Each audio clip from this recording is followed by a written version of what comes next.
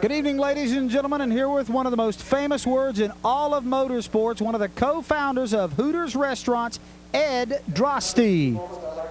Gentlemen, start your engines.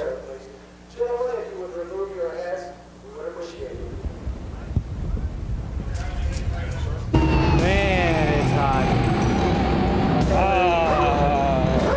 It's not hot. It's how crazy it is hot here. Come on, folks. We all know that Hooters racing is always hot. Then Lindley will go downstairs again. The best run he's had yet. And he moves to the lead. Can he make it stick?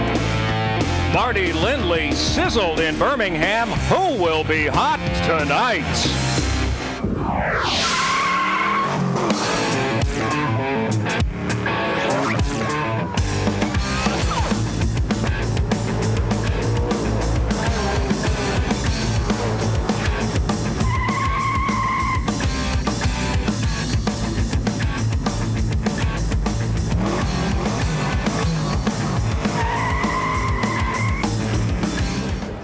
Hi, everybody. I'm Mark Allen, and on behalf of everybody at Hooters Racing, happy 4th of July to you. We hope you've had a great day. I think we've got a great evening of racing for you here at USA International Speedway. I'm joined, as always, by Bill Hennessy. And Bill, at Birmingham, the best race in the series history. My question to you is, what do these late model stars do here tonight to top it? It's the 4th of July. While we saw a shower of fireworks at Birmingham, tonight we're going to see an explosion. 16 of the top 20 drivers have yet to capture a checkered flag here in 96. And tonight they're going to do everything they possibly can to bring that to fruition. And one of the drivers who has yet to win is our pole sitter, Mario Gosselin, who's a bit of a surprise based on what happened to him yesterday in practice. Standing by with him trackside a few moments ago was our Doug Rice. For today's pole sitter, Mario Gosselin, his qualifying effort was anything but typical. Mario, tell us how you wound up with it. Well, you know, we were out here practicing, and we had some problems with our primary car, engine trouble. So we had to go back to the shop and get our backup car. And, of course, it wasn't ready for this race. We had to scale it and change oil. We had to put valve springs on the motor. But yesterday we got it here, put some shocks and springs on it, scaled the car. Didn't get a lap on it. We went through tech, went on the track, ended up on the pole. I mean, it just shows how good the Jackaroo crew is. I mean, they put that thing right on the money. So for Mario Gosselin, they overcome a ton of adversity, and they're ready to light the fuse on what they hope's a victory here on July the 4th. And tonight's telecast of the Naturally Fresh Spring Water 250 is presented by Hooters Restaurants, home of world-famous chicken wings and the nearly world-famous Hooter Girls. By Naturally Fresh Foods, if it has our name on it, it's 100% natural, 100% delicious, 100% naturally fresh. And by Jackaroo Sauce on steaks, chicken, fish, or even French fries. Jackaroo Sauce brings the Outback taste to all your favorite foods. Back with the grid and the green after this.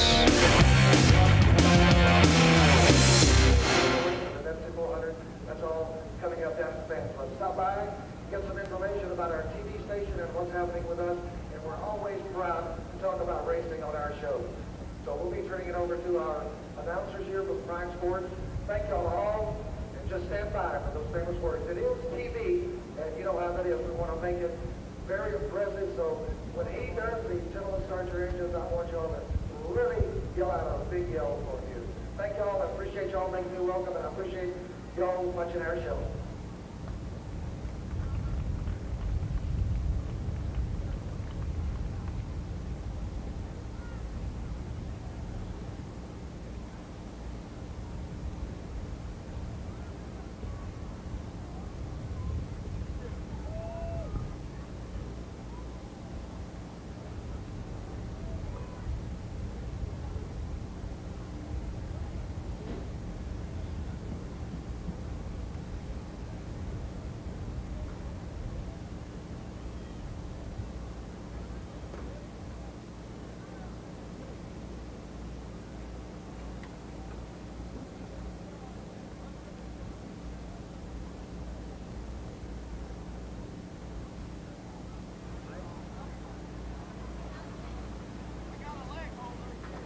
I'm here. Well, I'm in position. I have Mr. Drosty with me.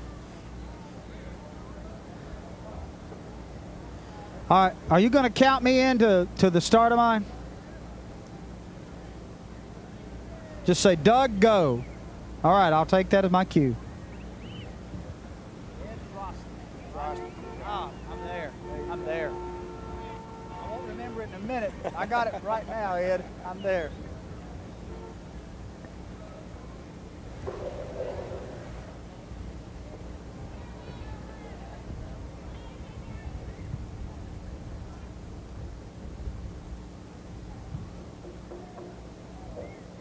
Check.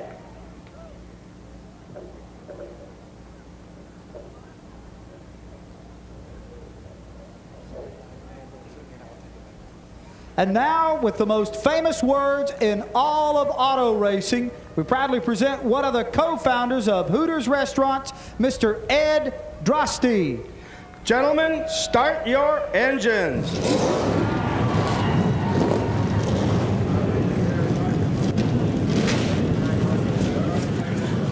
Man, it's hot. It's not hot. It's how crazy it is hot here. Come on, folks. We all know that Hooters racing is always hot. Then Lindley will go downstairs again. The best run he's had yet. And he moves to the lead. Can he make it stick? Marty Lindley sizzled in Birmingham. Who will be hot tonight?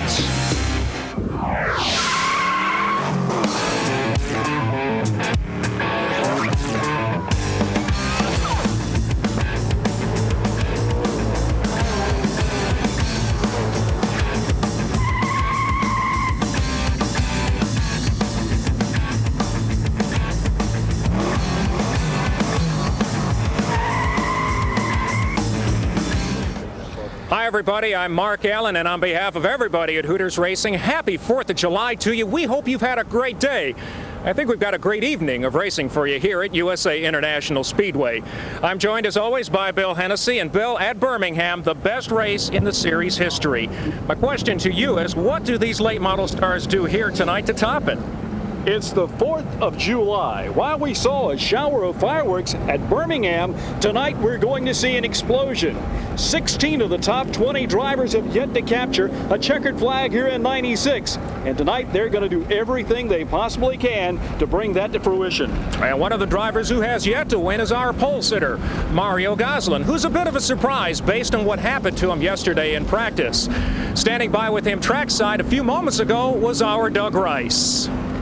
For today's pole sitter, Mario Gosselin, his qualifying effort was anything but typical. Mario, tell us how you wound up with it. Well, you know, we were out here practicing, and we had some problems with our primary car, engine trouble. So we had to go back to the shop and get our backup car. And of course, it wasn't ready for this race. We had to scale it and change oil. We had to put valve springs on the motor. But yesterday we got it here, put some shocks and springs on it, scaled the car. Didn't get a lap on it. We went through tech, went on the track, ended up on the pole. I mean, it just shows how good the Jackaroo crew is. I mean, they put that thing right on the money. So for Mario Gosselin, they overcome a ton of adversity, and they're ready to light the fuse on what they hope's a victory here on July the 4th. And tonight's telecast of the Naturally Fresh Spring Water 250 is presented by Hooters Restaurants, home of world-famous chicken wings and the nearly world-famous Hooter Girls. By Naturally Fresh Foods, if it has our name on it, it's 100% natural, 100% delicious, 100% naturally fresh.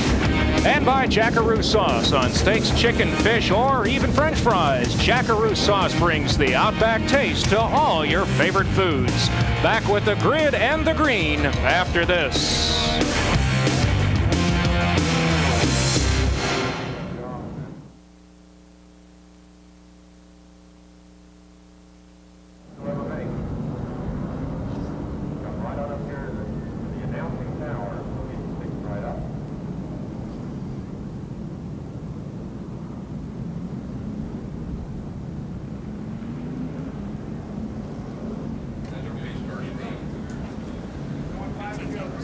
Okay, Anita, is it going to be tape for the top 10 or what we see? Anita,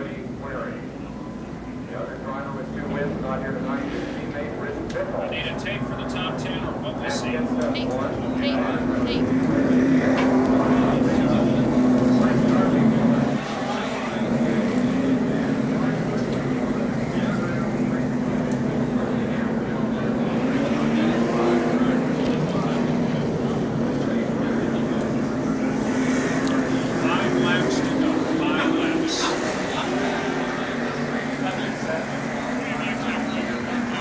Testing 1, 2, 3, 4, 5, 5, 4, 3, 2, 1. Am I hot? 1, 2, 3, 4, 5, 5, 4, 3, 2, 1. Color Mike talking to you now. 1, 2, 3, 4, 5, 5, 4, 3, 2, 1. I don't hear myself on program. Bill is not hearing himself on program at the 1, 2, testing 1, 2, 3, 4, 5. Got your levels. 5, 5, 4, 3, 2, 1, 7, 8, 9, 10, 11, 12. There we go. Now we're hot. There you go. Testing 1, 2, 3, 4, 5, 5, 4, 3, 2, 1. We're out.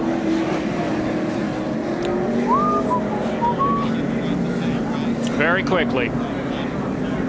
4 laps to green.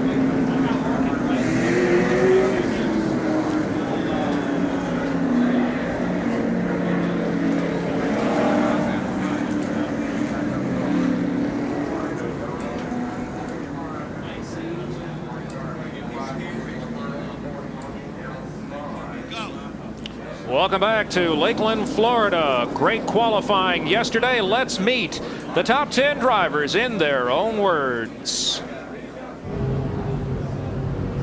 Hi, I'm Mario Gosselin. Last time here at Lakeland, we led 30 laps and finished 22nd. Tonight, we're starting from the pole, and the Jackaroo Chevrolet Monte Carlo is running really good. Hi, I'm Mike Garvey. Last time at Lakeland, we were leading the race and broke a set of rear end gears. Tonight, we're looking to improve on that finish. We're starting outside of the front row. Hi, I'm Matt Kenson. Last time I visited Lakeland, I finished 7th. Today I'm looking to do a lot better, and I'll be starting in the 3rd position. Hi, I'm Dick Anderson. I'll be starting in the 4th spot tonight in the Mopar Performance Dodge. Last race here, we had a disappointing 23rd. Hi, I'm Billy Bigley Jr. I'll be driving a 28 Chevy Monte Carlo. When we were here in February, I finished 10th. Not really what is expected of this team, but tonight we'll be starting 5th. Hi, I'm David Jude. Finished 18th last time at Lakeland. I'm driving the CC Racing Monte Carlo. We'll be starting 6th this time. I'm John Crow. Last time at Lakeland, I finished 16th, 2 laps down. Tonight I'll be starting 7th, going to the front. I'm Derek Kelly, driver of the number 6 Discount Auto Parts Grease Lightning Chevrolet. Last time at Lakeland, we finished 2 laps down in 17th. With the help of our new sponsors, we're looking for a lot better show tonight. We'll be starting 8th. Hi, I'm Freddie Query. I'm the big driver of the terminal truck in Monte Carlo number 8 tonight. I'll be starting in the 9th position. Hi, I'm Shane Rice. Last time here at Lakeland, we had some car problems and we finished last. We hope to have a good finish this week. We're starting 10th in the number 88 American Truck Broker Special. And looking at the rest of the starting grid, Dave Pletcher and Larry Raines will go off 11th and 12th, and it's Hal Goodson and Jimmy Cope, followed by Doug Reed, Jody Ridley, then 17th will be David Rogers, 18th Mike Whitcomb, then it's Ronnie Sanders, Darrell Sheldon, Marty Lindley, Ken Alexander, Randy Fox, Jerry McCart, Russell Bearden goes off 25th, then it's Mike Franklin, Mike Hovis, Mike McCrary, Ricky Sanders, Dwayne Dempsey, David Elliott, Tommy Nicola, Herb Neumann, Steve Dorr, William Clemens, Billy Boyd, Tom Sheffield, Keith Rankin, Homer Heflin, and Nevin Jenkins. That's your starting field for tonight as we are less than half a lap from going racing. Our Discount Auto Parts pole sitter tonight, Mario Gosselin, picks up $1,000 for being the fastest qualifier. The man who gets the most poles this year, Bill Hennessy, will pick up $10,000. And our Miller Rookie of the race from the most recent event, Shane Rice, he also picks up $1,000 with $10,000 going to the Miller Rookie of the Year. 1 lap till we go green. There's more money in this series than any other sportsman-type racing activity in the nation. $15,000 is on the line for the winner tonight, plus other bonus money at halfway. These cars are set to go here on the 4th of July at Lakeland, Florida's USA Raceway. Mark, the field is poised and it's set. They'll be coming around to take the green flag in just a moment. And this is race number 10 of the campaign, so we achieve halfway this evening. It has been a season of surprises. It has been a season of disappointments. Certainly one of the disappointments has been Mario Gosselin, our pole sitter, who, as we mentioned in the open, has not gone to victory lane. The man to his outside, Mike Garvey, has driven to victory one time at New Smyrna Speedway back in May. He has led here before, so a very intriguing front row. Gosselin had also led here. Garvey is the only driver to have won on this racetrack in a previous event here. Opening night in 1995. He scored victories. They head towards turn number 1. The green flag is flying, and this race is underway. And Rick Mass, the honorary flag man for tonight, the Winston Cup driver of the Hooters Pontiac, will enjoy enjoy this race from a perspective he's never had before, as we have gone through the first half lap cleanly. And setting the pace right from the get-go is the number 10, the Jackaloo car of Mario Goslin, but a big wreck in turn 4. Turn 4. The crash started, one car getting sideways in the fourth turn. Tom Nicola was involved in the crash. Several other drivers, including Herb Newman, came into the accident in the fourth quarter at the end of the first lap. And Billy Boyd has also shed some body panels off his number 31. So since we have not completed the first lap of this event, they will have a full field restart, but it will be missing at least Herb Newman. Several drivers involved in the crash. One car breaking loose over in the fourth quarter and collecting up several others as drivers were standing on the binders. Happened towards the last quarter of the field of drivers. Nicola, by the way, started back in the 32nd position. He was involved along with Newman, who was right beside him. And while they clean up the debris, which is strewn all across the front stretch, we'll take this opportunity to slide in a quick break and get back to the action here at USA International Speedway right after this. Don't you dare touch that dial. 250 laps of racing coming your way.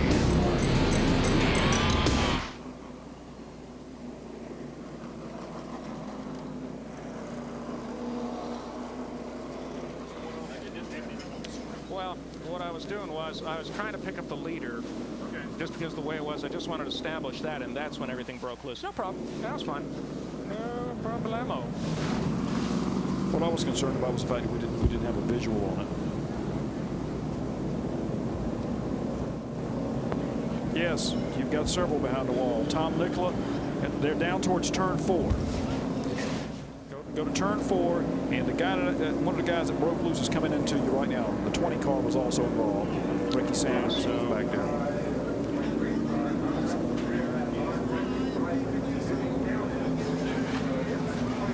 Roger that.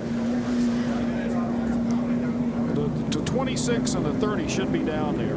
That's Tom Nicola and Herb Newman Jr.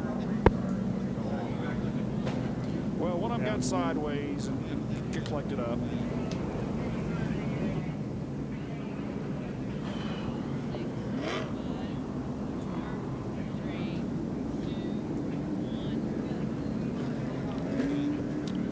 Welcome back to race number 10 of the 20 races that make up the 1996 Hooters Cup Trail for late model stars. Weather conditions really aren't too bad. 85 degrees, still warm, but that humidity, Bill, 90%, will play a factor in this race. The winds are negligible, and we expect to go green except for the yellows from incidents. The weather will not play a factor. Well, earlier today, we had a shower here at the racetrack, and everybody was looking forward to that. And hopefully, it was going to cool things off. But it ended up making it far more humid. So a lot of folks out here showing signs of perspiration, and we haven't even turned a lap of racing so far officially. And this is the Hooters Cup equivalent of the Coca-Cola 600, as this is the longest race this series will run this year in this 3/4 mile oval. Long straightaways, 14-degree banking, very much reminiscent, Bill, of New Hampshire International Speedway. A very fast racetrack. This is the track that you can run at nearly 130 miles an hour average lap zone, so you're turning over 155 down the straightaways here at USA International Raceway.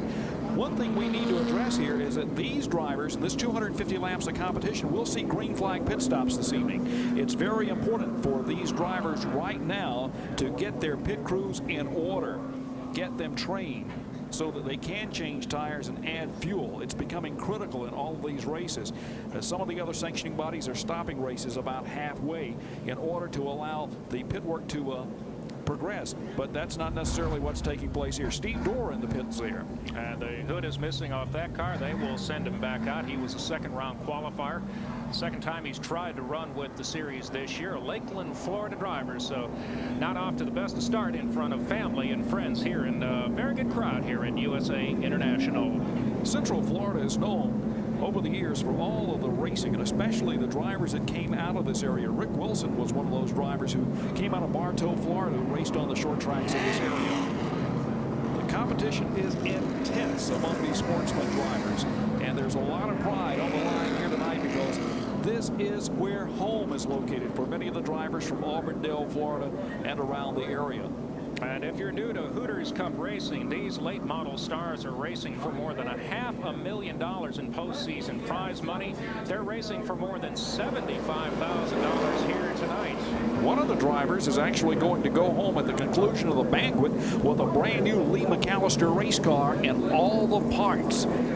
That incentive by itself is well worth the fact that you need to be at the front and in the points chase when they hand out the awards at the banquet, because a brand new race car going into the 1997 racing season, gee, that would put you up by at least $60,000 or $70,000 on the year. And flagman Dick Westfall signaling a double file full race restart. We are missing a couple of cars from that first incident over there in turn 4. All the drivers are okay. The same cannot be said for a couple of the machines. The man on the outside front row, Mike Garvey, has special reason to run here tonight. L.G. Smith, the marketing director with Coors Brewing from Golden, Colorado, happens to be up in the VIP booth. He says, I'm here to see how well Mark runs. This is the very first event that I've ever attended for Hooters Cup competition. He said, I've been impressed so far by my man starting outside front row. We'll try it again. Last time Gosselin got the jump. Let's see what happens this time as the green's back out and we're going racing.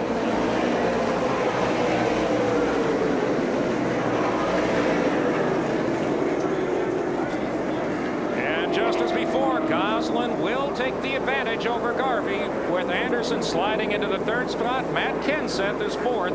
Let's see if they get through turn 4 clean this time.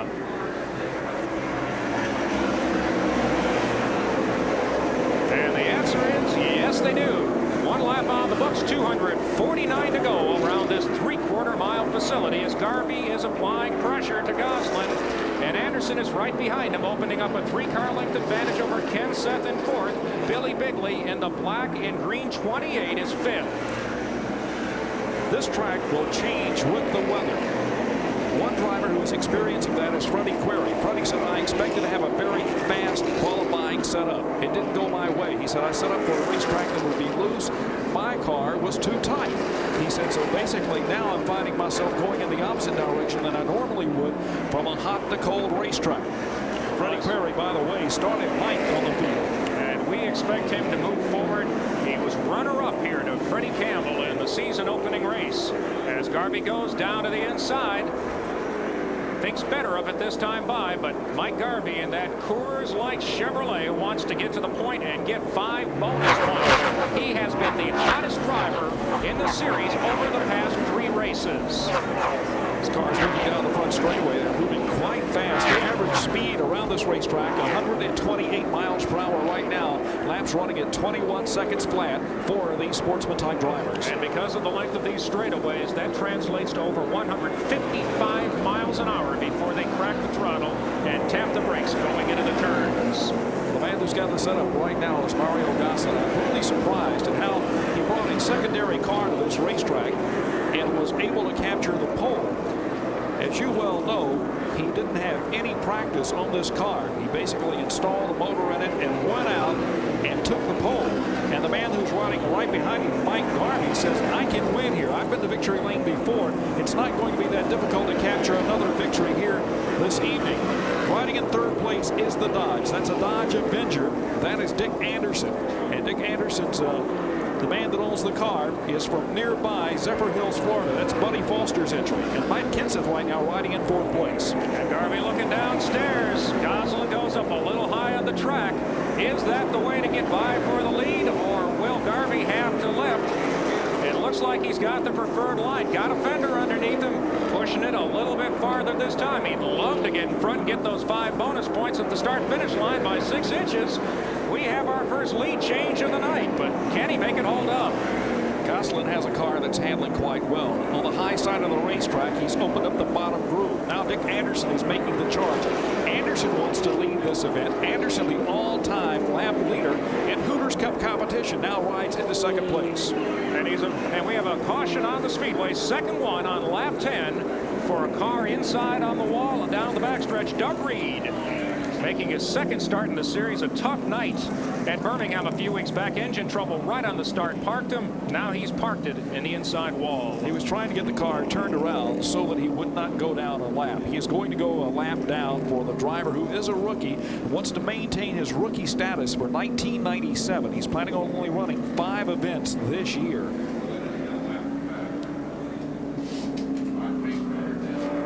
And will try to tuck himself into position.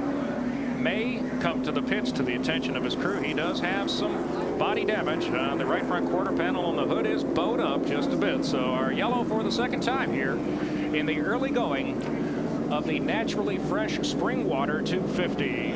Doug Reed out of Hueytown, Alabama, in his Ford Thunderbird. Let's take a look at the replay of what brought the yellow flag out.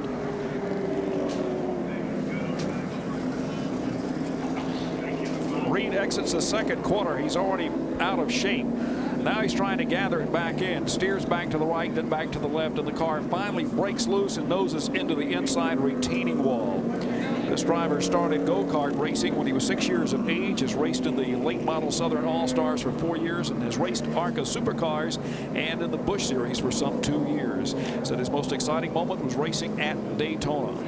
And that smoke clearly indicates that he will need to come to the pits, where his crew will try to effect what repairs they can and get him back out for that valuable experience.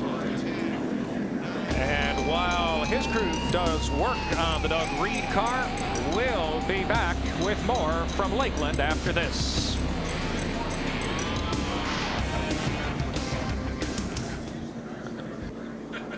Those are interesting counts.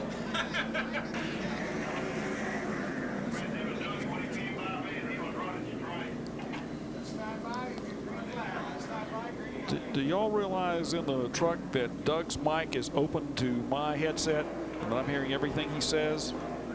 It's a little. Yeah, Doug's in the leader's pits. Yeah, but it's just distracting. It's real distracting, yeah.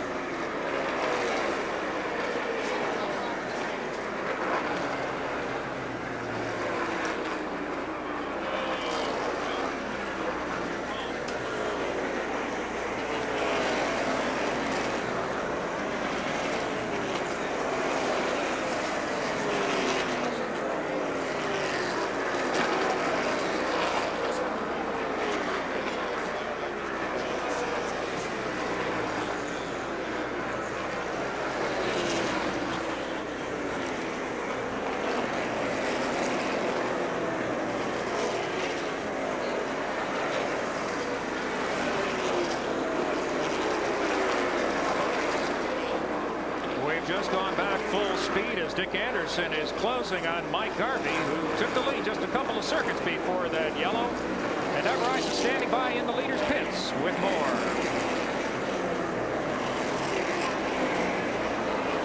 Robert, he didn't waste any time going to the front. What's he saying? He's just kind of filling the car out right now. He said this Coors Light Chevrolet is running great. Back to Doug here. We're going to try to stay in the front the whole race. The Garvey crew, Mike owns all of his own equipment. One of the driver owners in the series has been in that position since Hickory, and boy, have the results shown. They sure have. This driver is really pulling together a fine performance, but Mario Gosselin's into the outside retaining wall in the second quarter. And now coming up on camera, another car into the back of him, and then another car. He must have laid down some oil over there. And that is Mike McCrary in the 57. Right behind him, Ken Alexander just kissed him. No real damage to the 03 car, but a submarine job by McCrary. And Goslin, who already had significant damage to his car, will have to fix the rear clip as well. And we saw something like this at Anderson. Heck of an impact right here. When we saw it at Anderson, South Carolina, involved Freddie Query, but Mike getting out of his car, going over to Mario Goslin to make sure he's okay, and now Goslin climbing out of the 10 machine that started on the pole. And so for the third time we're under yellow. This will be an extended one, as there is significant fluid on the racetrack, and the monkey that has been on Mario Goslin's back, the reigning Hooters Cup champion, has just eaten another 100 pounds of bananas and sat on him that much harder. Well, Mike McCrary told me earlier today, he says, you know, I need a little luck.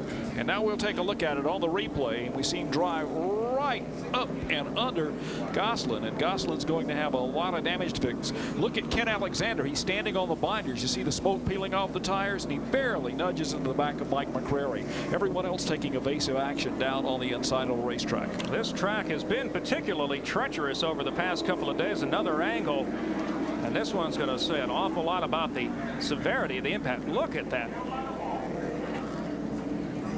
And from where Mike's sitting, all of a sudden his windshield is full of a rear axle. A rear axle, and also the bottom of the fuel cell coming right up through the like sand. And now the safety workers are on the scene. But all drivers out of the car and okay. The same can't be said for either one of those late models. Back with more from round 9 of Hooters Cup action in just a moment. We got a car down on the inside of the track over there too. About another 200 feet up from the incident. Can anybody get the car number on that? You give us a shot from the camera 3 location inside right there. We want to see the car that's on the inside of the wall stalled right there on this side of Lakeland, USA.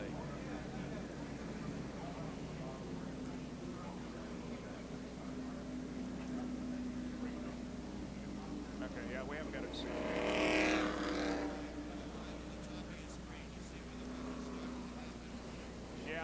Yeah, I see it. Right.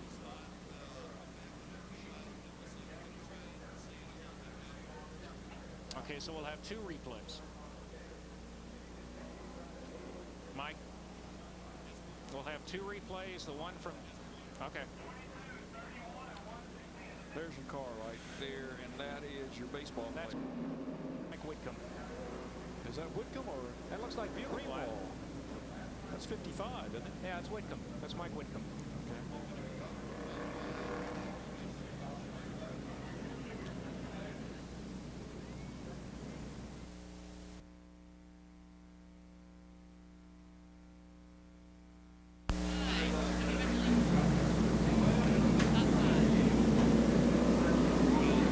Mike Garvey continues to pile up laps as the race leader. He's already picked up 5 bonus points for pacing the field. Dick Anderson's made a nice move into second. John Crow really moved forward from the 7th starting position into 3rd. Billy Bigley still hanging on there in 4th, but we're going to be under yellow here for a while. Up against the wall is the 10 of Mario Goslin, and that Jackaroo Barbie sauce Chevy is already pretty badly beaten up even before he gets a blue suppository. And we see the replay on the wall here. He's already hung up there, and there's Mike McCrary coming in, standing on the binders, and wham!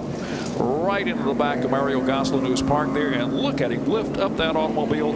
2,900 pounds of late model sportsman car just pitched up into the air.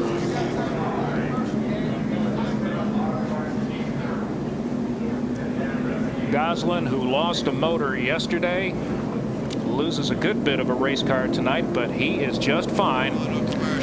Although, got to be very dispirited. Was hoping to move up in the points, but it's not going to happen here tonight. He'll actually give up a few spots. Back with more after this.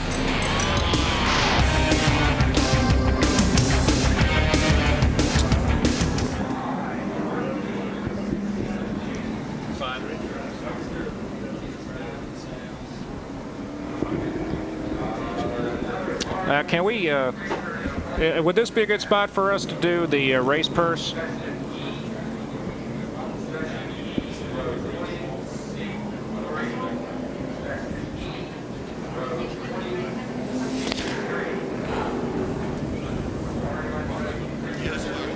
guys go on a commercial. You're not showing a commercial on these, are you? No.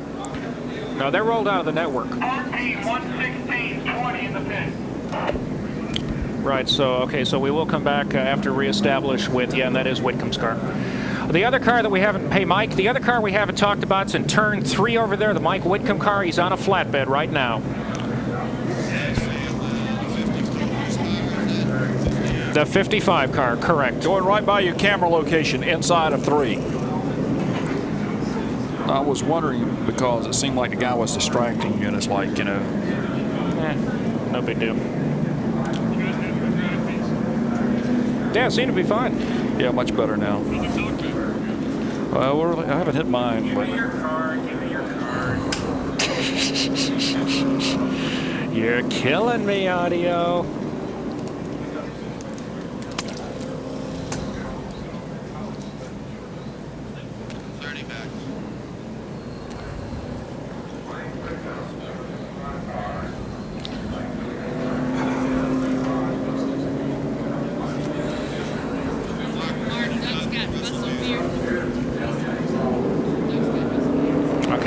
Well, we'll take a couple seconds here, and since we're going to be under yellow for a while, we'll talk about Mike.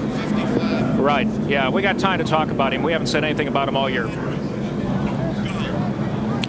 Back here at USA International Speedway, the car down on the inside of the racetrack on the backstretch. The 55 of Mike Whitcomb, who made his first Hooters Cup race here yesterday afternoon, then crashed on a second qualifying lap in the Bugle Boys sponsorship. Got his car back together after a late night and an early morning for his crew.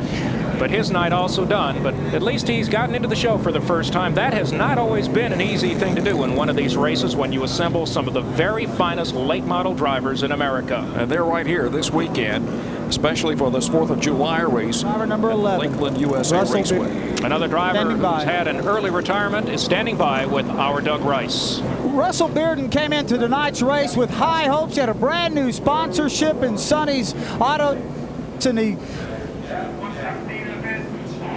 We've got some type of mess on the other end of the straight. We don't know. And we'll go back to Doug here in just a couple of moments when we sort out those audio difficulties. But Russell Bearden, who hadn't been with the series in the past few races, in fact ran the season opener, has been involved in other activities back in Dalton, Georgia. Hoping to get back into tonight's event, obviously, with the window net back up.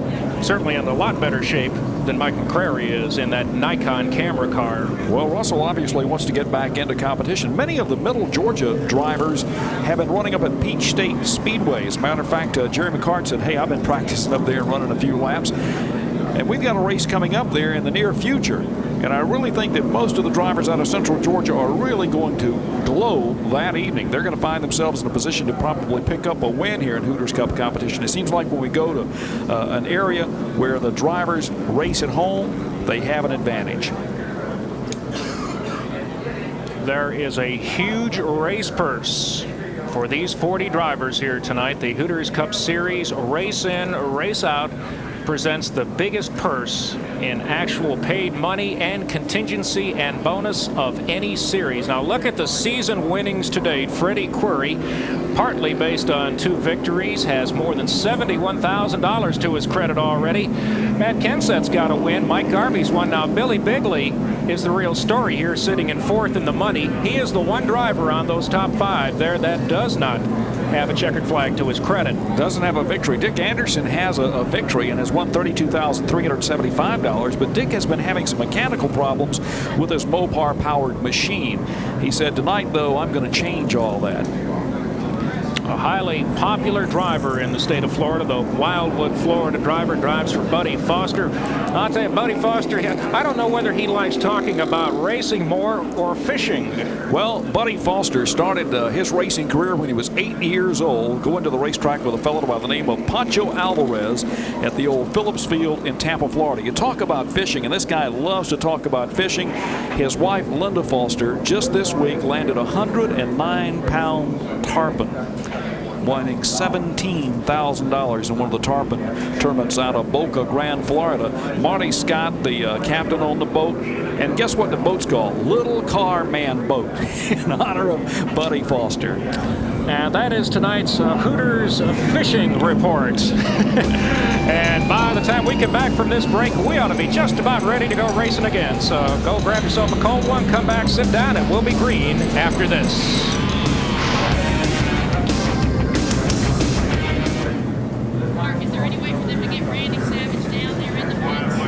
Not now. Well, what's the point if we can't talk? We are making adjustments on the mic. According to the guy, he can't get them down. So I think that's up to race officials. If under a yellow, they can get them down there. Find out what happened with Marty Lindley. Make sure Doug gets down there on the 116 car. Yeah, the 116, Marty Lindley. We just had a shot of him. Yeah. That was our winner from Birmingham. Yeah. And they got the hood up. We'll be green in 1. He's going the wrong way.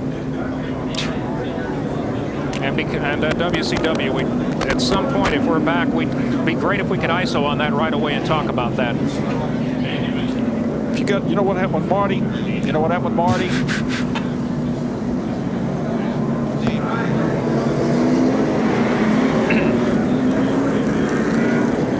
We need to get the pit camera down there. We go green and half up. And we are back at USA International Speedway, where our last week's winner in Birmingham, Alabama, Marty Lindley, has the hood up on that WCW Chevrolet as we are less than half a lap from going back to green. Marty may have an overheating problem. For them to raise the hood this early in the evening and show a little shower of steam being emitted from the car, possibly an overheating problem. They say they are working on the air ducts on the car, which means he may have the radiator blocked up.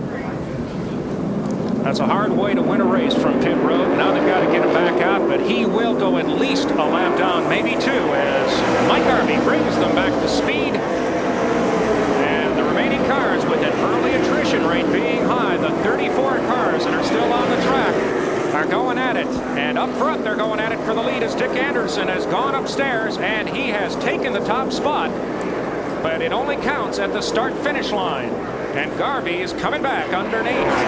Too close to call. It's very close, but look at the race right behind them. We see Larry Raines running in fourth place, but the battle for the front is there once again as Dick Anderson noses out in front coming off the second quarter. And these two have raced against each other now for a year and a half in the Hooters series, and off and on before that. A lot of respect, no contact, and Dick Anderson from Wildwood, Florida on lap 30 takes the lead.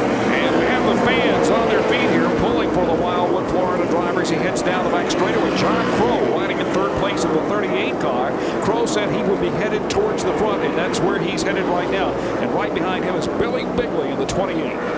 John Crow, the reigning Miller Rookie of the Year, has had a tough season. It has been, I think, in every respect, a sophomore jinx for that California-born driver who now calls Harrisburg, North Carolina home. He has yet to go to victory lane in 1996. By this point last year, he had won at Lanier Raceway and was in a contending position for the series championship. Billy Bigley from Naples, Florida, another driver who's run a lot better than some of his finishing efforts have shown.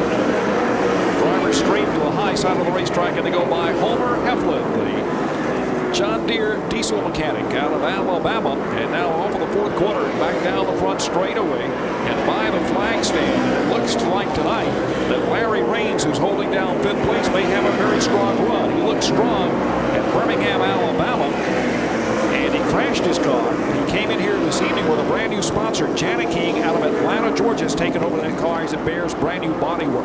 And regular viewers of Hooters Cup Racing will do a double take when they see his cars. We focus on it throughout the course of the race because it's a completely different color scheme and a different number for Raines, as you just mentioned. Let's go back to the pits and Doug.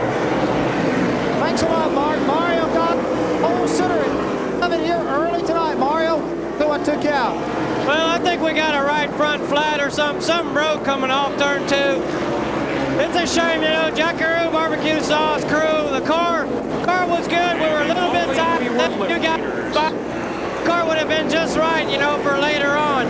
It's just a shame everybody worked so hard. We're out of it 20-something laps in a race. Along with Mike Garvey pulling away from the third place runner, John Crow, as they come by some slow traffic now on the front straightaway. And they've opened up a 10-car length advantage over Crow in third as Bigley continues to hold down the fourth spot, and they are beginning to overtake slower cars as Homer Heflin, who ran at Birmingham only to crash early, is one of the cars that's overtaken. They've also passed the 181 of Tom Sheffield, making his first Hooters Cup start.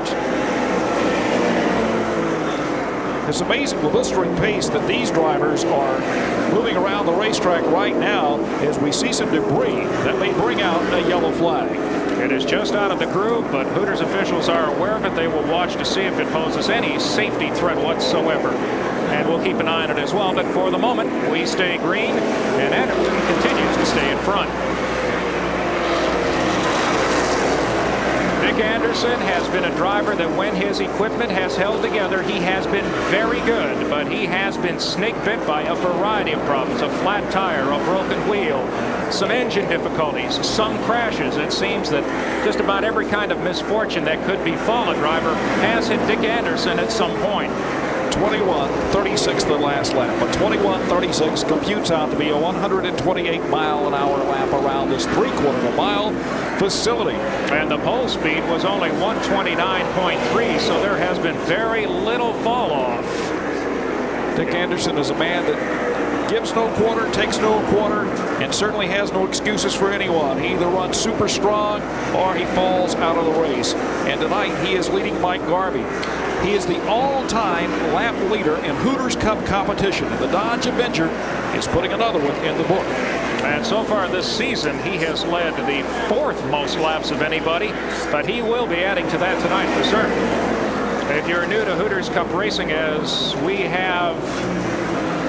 were going to have a caution there. I'll tell you, flagman Dick Westfall had the yellow in his hand, was getting ready to wave it for some smoke off one of the cars, thought better of it, brought the crowd to their feet, but we stay at speed.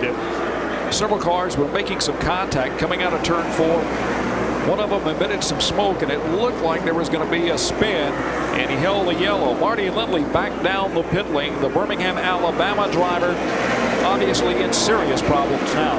Won his first late model race of note at Birmingham Speedway in one of the most popular victories, I think, not only in the grandstands, but in the pits as well. Well, he was telling me that on his telephone answer, it was jam-packed with messages of congratulations. He said people were calling him up through the following Wednesday, telling him how well he performed at Birmingham. Mike Garvey and Dick Anderson, the 2 drivers in this series that between them have the most career wins. This series has been in existence a year and a half. It was an amalgamation of a number of late model series across the southeast of the state of Florida. And with as much money as being paid, there are drivers coming from all over the nation. And coming together with a slow car, the 181 car, and Mike Garvey, the man riding in second place, come together, and Garvey spins. And that will, of course, trigger a yellow and will cost Garvey the better part of 20 positions on the racetrack. Tom Sheffield in the 181 car down at the bottom of the racetrack did not clear the groove for Garvey, even though he had been given the move over flag for a number of laps by Dick Westfall. On the replay, taking a look at it here, Garvey starting to come down to apex the inside of the corner. Sheffield coming up the track. And it was just a kiss. Just it wasn't much of a hit, but just enough. And that gives you some sense of just how close to the ragged edge those front-running cars are. It wasn't much of a touch at all, but it was more than enough in this case. Just enough to break loose. Mike Garvey, the second place man. Garvey stands on the binders here, does a real good job of not taking the car into the outside retaining wall. He got the car turned around. He did not lose a lap, but this will play into the final scenario of how these cars run this evening, because Garvey has been to victory lane here before.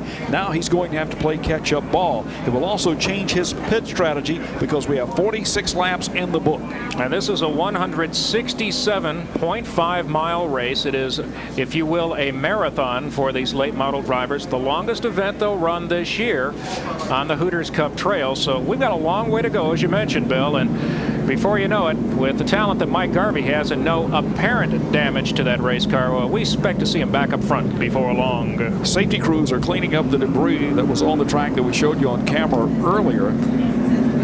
The one thing about this is that most of these drivers are scheduled to make 3 pit stops here this evening. Some say 2, most say 3.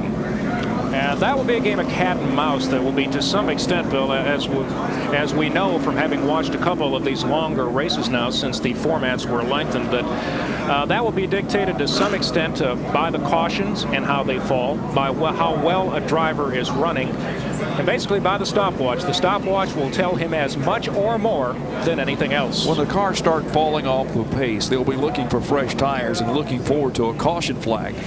Dick Anderson up in Birmingham, Alabama was one of those drivers that stretched it, and finally had a right front tire go down on that car that cost him the opportunity to win a race. But here this evening, it looks like he is the class act, but John Crow's doing exactly what he said before the race, and that it was, I'm going to the front, and that's what he's doing. And you hit it right on the head, Bill. It is an overheating problem on the Marty Lidley WCW Chevrolet. They'll do what they can, but his night does not appear to be one that will go to completion. of this event when you've got that much trouble and you've got to add that much water this early. Well, I'm surprised that they're putting as much concentration on it, other than the fact they're trying to get some exposure for WCW this evening, because he's not running for points, and all he's doing now is riding around for the exposure and the advertising that WCW can get. Another car into the pits is the 115. That's William Clemens out of Jackson, Georgia. And the temperature really isn't all that high. We don't see anything that would indicate damage to the car that might indicate a loss of airflow, but it is extremely humid here. It sure is. And these drivers are feeling it. As a matter of fact, perspiration probably running down into their eyes from their foreheads. One of the drivers who had an extremely good run going at Birmingham, David Jude, was running second when he hit the wall and pretty well tore up his race car. And he admitted, and I thought this was a very frank and honest admission, that I started to get tired in the latter stages of that race. I'm not used to running that many laps, and basically I lost concentration and I paid the price. It is physically and mentally demanding. And when you start to lose concentration, it's kind of like driving along late at night on the interstate. You think you're awake, the radio's playing, and all of a sudden your eyes just go close for a split second. You wake up and feel like you've been asleep for 5 minutes. Now that black and white 14, that's the Janet King sponsorship we talked about a few moments ago. Larry Raines running a brand new number, had been running very well the last couple of races, only to have problems in the ladder going. He's hoping that this new sponsorship, the first significant he's had this year, will help him out. His Coors Light crew is trying to help out William Clemens in any way they can. Well, it takes a lot of assistance from different folks, and Mike Garvey's crew willing to help him out because he's nearby Jackson, Georgia, and of course out of Swan. And we're back at speed again here in Lakeland, Florida. Round number 10 of the Hooters Cup Trail. And once again, Dick Anderson gets a good jump. And with Mike Garvey falling well back into the pack, that puts John Crow into the second spot, Billy Bigley third. And they already open up a 10-car length advantage back to Matt Kenseth, but we don't expect that to last long. Kenseth, like most of these drivers, has got his car set up for the long run and not the short sprint. Freddie Query is riding in fifth at the present time, and Query will be challenging Matt Kenseth here in a lap or two. But a local driver who's doing real good is old Dave Pletcher. Pletcher's riding in sixth place right now in the 44 car, and he's here just to help a friend out. Yeah, Randy Fox has a two-car operation. He and Mike Hovis split after the latest event. Randy called Pletcher, who he's known for a while, and said, listen, I got this other car open up. You want to go race with me this weekend in Lakeland? I'll give you a car, get you a motor. You go out there and have some fun. And Pletcher said, are you crazy? Of course I'll do it. Freddie Query, the series points leader, chasing the man who's runner-up. The difference between first and second right now, 130 points. If you're new to Hooters Cup racing, the points system throughout the field is very similar to Winston Cup. It pays off 180 points to win. There are bonus points for qualifying. There are bonus points for leading a lap, leading the most laps, leading it halfway. There's even bonus points for your crew's uniform presentation. Presentation very important to the fans to show the professionalism that this series has achieved. And it's paying off at a spin over in the second quarter. One car looping around, and that is Mike Hovis out of Cape Coral, Florida. And the Life 02 water car out on his own. His car owner is Mike Greenwell of Boston Red Sox fame, but Hobo, as his nickname is called, has gone around for yellow on lap 55. Fifth caution flag of the evening here as Hovis goes around, does not lose a lap, and the field under tow of the pace car once again. And here's a look at what happened, and all by himself. Rear end starts to break. Now he is all elbows at this time. He's got the steering wheel cranked to the right, and it's not even catching. It's coming right on around, and now he's worried about somebody tagging him like Jerry McCart there. McCart heads up to evade him, as is Randy Fox in the Clayton Olding entry. But he'll tag on to the tail end of the field.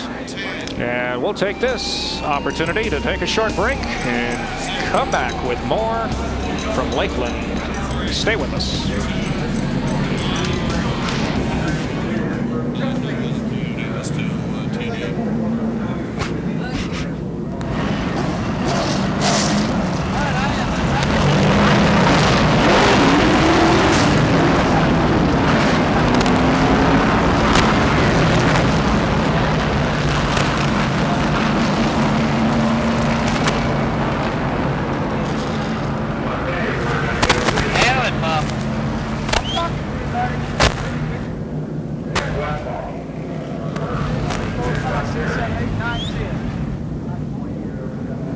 Larry's a lap down now. Raines is a lap down. He's on the inside lane. Yes, he is. Man, he was looking good earlier, though. We're going green this time, bud.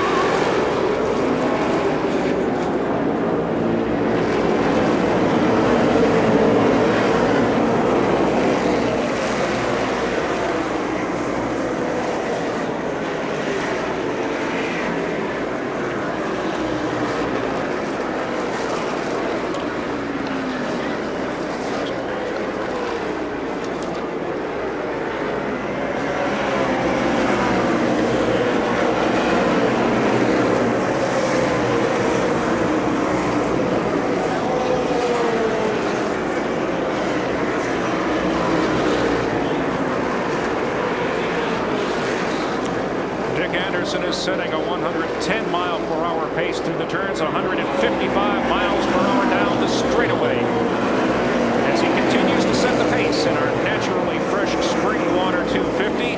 Pro is giving chase in second. They have broken away from third place Billy Bigley, but right behind him is Matt Kenseth, and then fifth is the Freddie Query car. Sixth is Dave Pletcher. Seventh, Derek Kelly. And look who's in the 8th spot. Mike Garvey has already picked off 10 spots. He just worked his way around Hal Goodson. So we'll keep an eye on Mike Garvey as Matt Kenseth is leading that battle for 4th. Garvey's doing a phenomenal job, considering the fact that when he spun, he had to stand on the brakes to keep from going into the outside retaining wall. So he scrubbed some rubber off those tires. He's probably got a little bit of a flat spot, so he's probably handling the steering wheel that's showing a bit of vibration right now.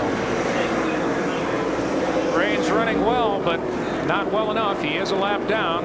And our leaders, after watching what happened to Mike Garvey, do well to keep an eye on that number 14 to make sure that they don't get into trouble with him. Larry Raines, back in the very first race of the season, was running a couple of laps down to Mario Gosselin, went into the turn, something broke in his car. He collected Gosselin, knocked him 25 laps down, and that has pretty much set the tone for that Jackaroo driver's season. And it wasn't intentional. He said something broke on the car, and it probably did. And down the front straightaway comes Dick Anderson. Dick is riding on a rail. This car is perfectly set up this evening. And let's talk a little bit about the man that sets up the car and builds the chassis, Frankie Grill. Frankie Grill, the longtime Alabama gang member who built cars for the late Neil Bonnet, builds these cars, sets them up, and makes sure they're just perfect for the driver. And also Joey Arrington from up out of Virginia, who used to help his dad, Buddy Arrington, with his old Bush Grand National cars and Weston Cup cars with Mopar Power, continues to build the power plants for this car. Yeah, these Dodge engines have been to victory lane twice in Hooters Cup competition this year, once with Dick Anderson and once with Rich Bickle just a couple of events ago. They're really competitive within this series. When you think about the 2 victories and you only have 2 cars in the series, that's incredible, especially since Bickle only ran 2 races on the year. And here's Anderson leading the freight train with the Dodge Avenger. And Anderson had a very good race going in the season opener, only to befall some mechanical gremlins. And that's, as we mentioned earlier, that's kind of been the story of the season to some extent. A little bit of everything has reached up and bit him when he's been running well. In fact, Dick Anderson almost never runs poorly. Never does. Either is at the front or at the back. Very seldom is he anywhere in between. Dick Anderson won the race up at Toledo, Ohio. And that was a race that he was able to avenge a racetrack that left him with injuries that looked like they were going to take him out of racing. But he won the race back up there, back during the early part of spring, and now he's leading here at Lakeland, USA Raceway on the 4th of July. And with 68 laps on the book, that car is showing no signs of being the least bit misbehaving. Well, somewhere Joey Arrington's taking a look at a TV tonight going, hey, there's my motor, and it's up front. Now there's Hal Goodson, the defending All-Pro Series champion from Darlington, South Carolina. And his car is a Pontiac. Started off the season with a Ford Thunderbird. Found out it was not competitive according to the rules as the way they were written for Hooters Cup competition. 75 pounds of additional weight with a Ford motor. He said he never could get the car to handle, so he switched over to a Pontiac. It has been a season of transition for the Darlington, South Carolina driver, who presently sits a very quiet 6th in the points, but in the last 7 races he has 6 top 10 finishes, and the only other driver to do that, Jody Ridley. Goodson told me that he's planning on running down at Myrtle Beach next weekend in the All-Pro Series. And speaking of the All-Pro Series, the driver who's driving the 98 car, a 6-time champion over there, Jody Ridley. Ridley, until Birmingham, had completed every single lap of the season, the only driver to do it.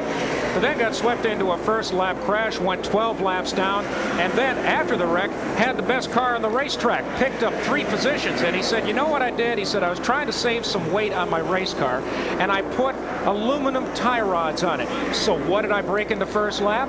Aluminum tie rod. He said, I'm back to steel for this race. That will never happen again. Many of the teams choose to run the aluminum because it is lighter, but it's also more fragile. It's great until you hit something. Then it has a tendency, of course, to break and smoke all through turns 3 and 4 on the racetrack. Somebody's fogging for mosquitoes. A big bug sprayer brings out the yellow for the 6th time. We've got absolutely no idea who it is, but it is a yellow. Plenty of smoke. And it is a single car incident. I believe that's Homer Heflin. Oh, Homer, the John Deere diesel mechanic out of Alabama who likes to come and run with the big boys, was out here tonight. And he's looking at that thing right now saying, how many rods did I pitch out the side of that block and through the oil pan? And he holds no illusions about winning these races. He just loves late model action, and he runs anywhere and everywhere he can. There's Homer with a big old plume of smoke following around the racetrack. Homer Heflin from Alabama making his 2nd start here in the 1996 racing season. And I'll tell you what, that smoke screen would make any destroyer escort proud in the Second World War. Homer, the 90 car from Jackson, Mississippi. You know how old that car is? It was built back in 1983 by Neil Bonnet and Frankie Grill. And following up on the Frankie Grill story, he has his hands in a lot of these race cars. Well, he went to Victory Lane with Marty Lindley last 2 weeks ago in our last race. And there's Dave Pletcher. Pletcher is in the pits in another car that's overheating. Also Mike Garvey now on the pit lane. David Rogers on the pit lane. And David Jude on the pit lane for their first round of pit stops. Pletcher had been in the top 10. Garvey was. He's in the pits for fresh tires. We'll shake it all out for you when we return.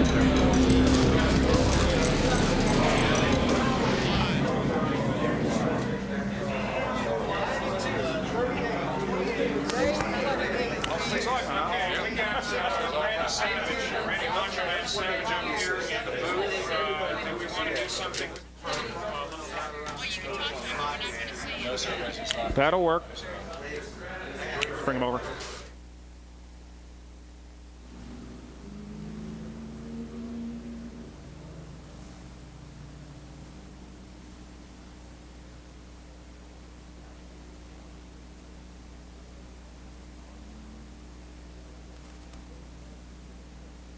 Do you want Dave Pletcher truck?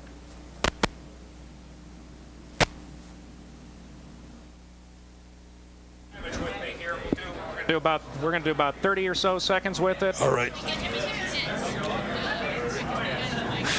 You can do it. Randy Savage.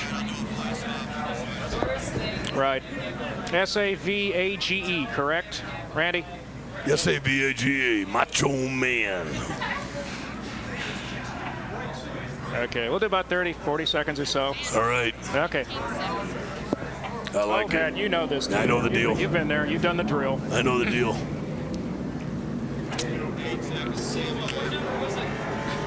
Sound of the race.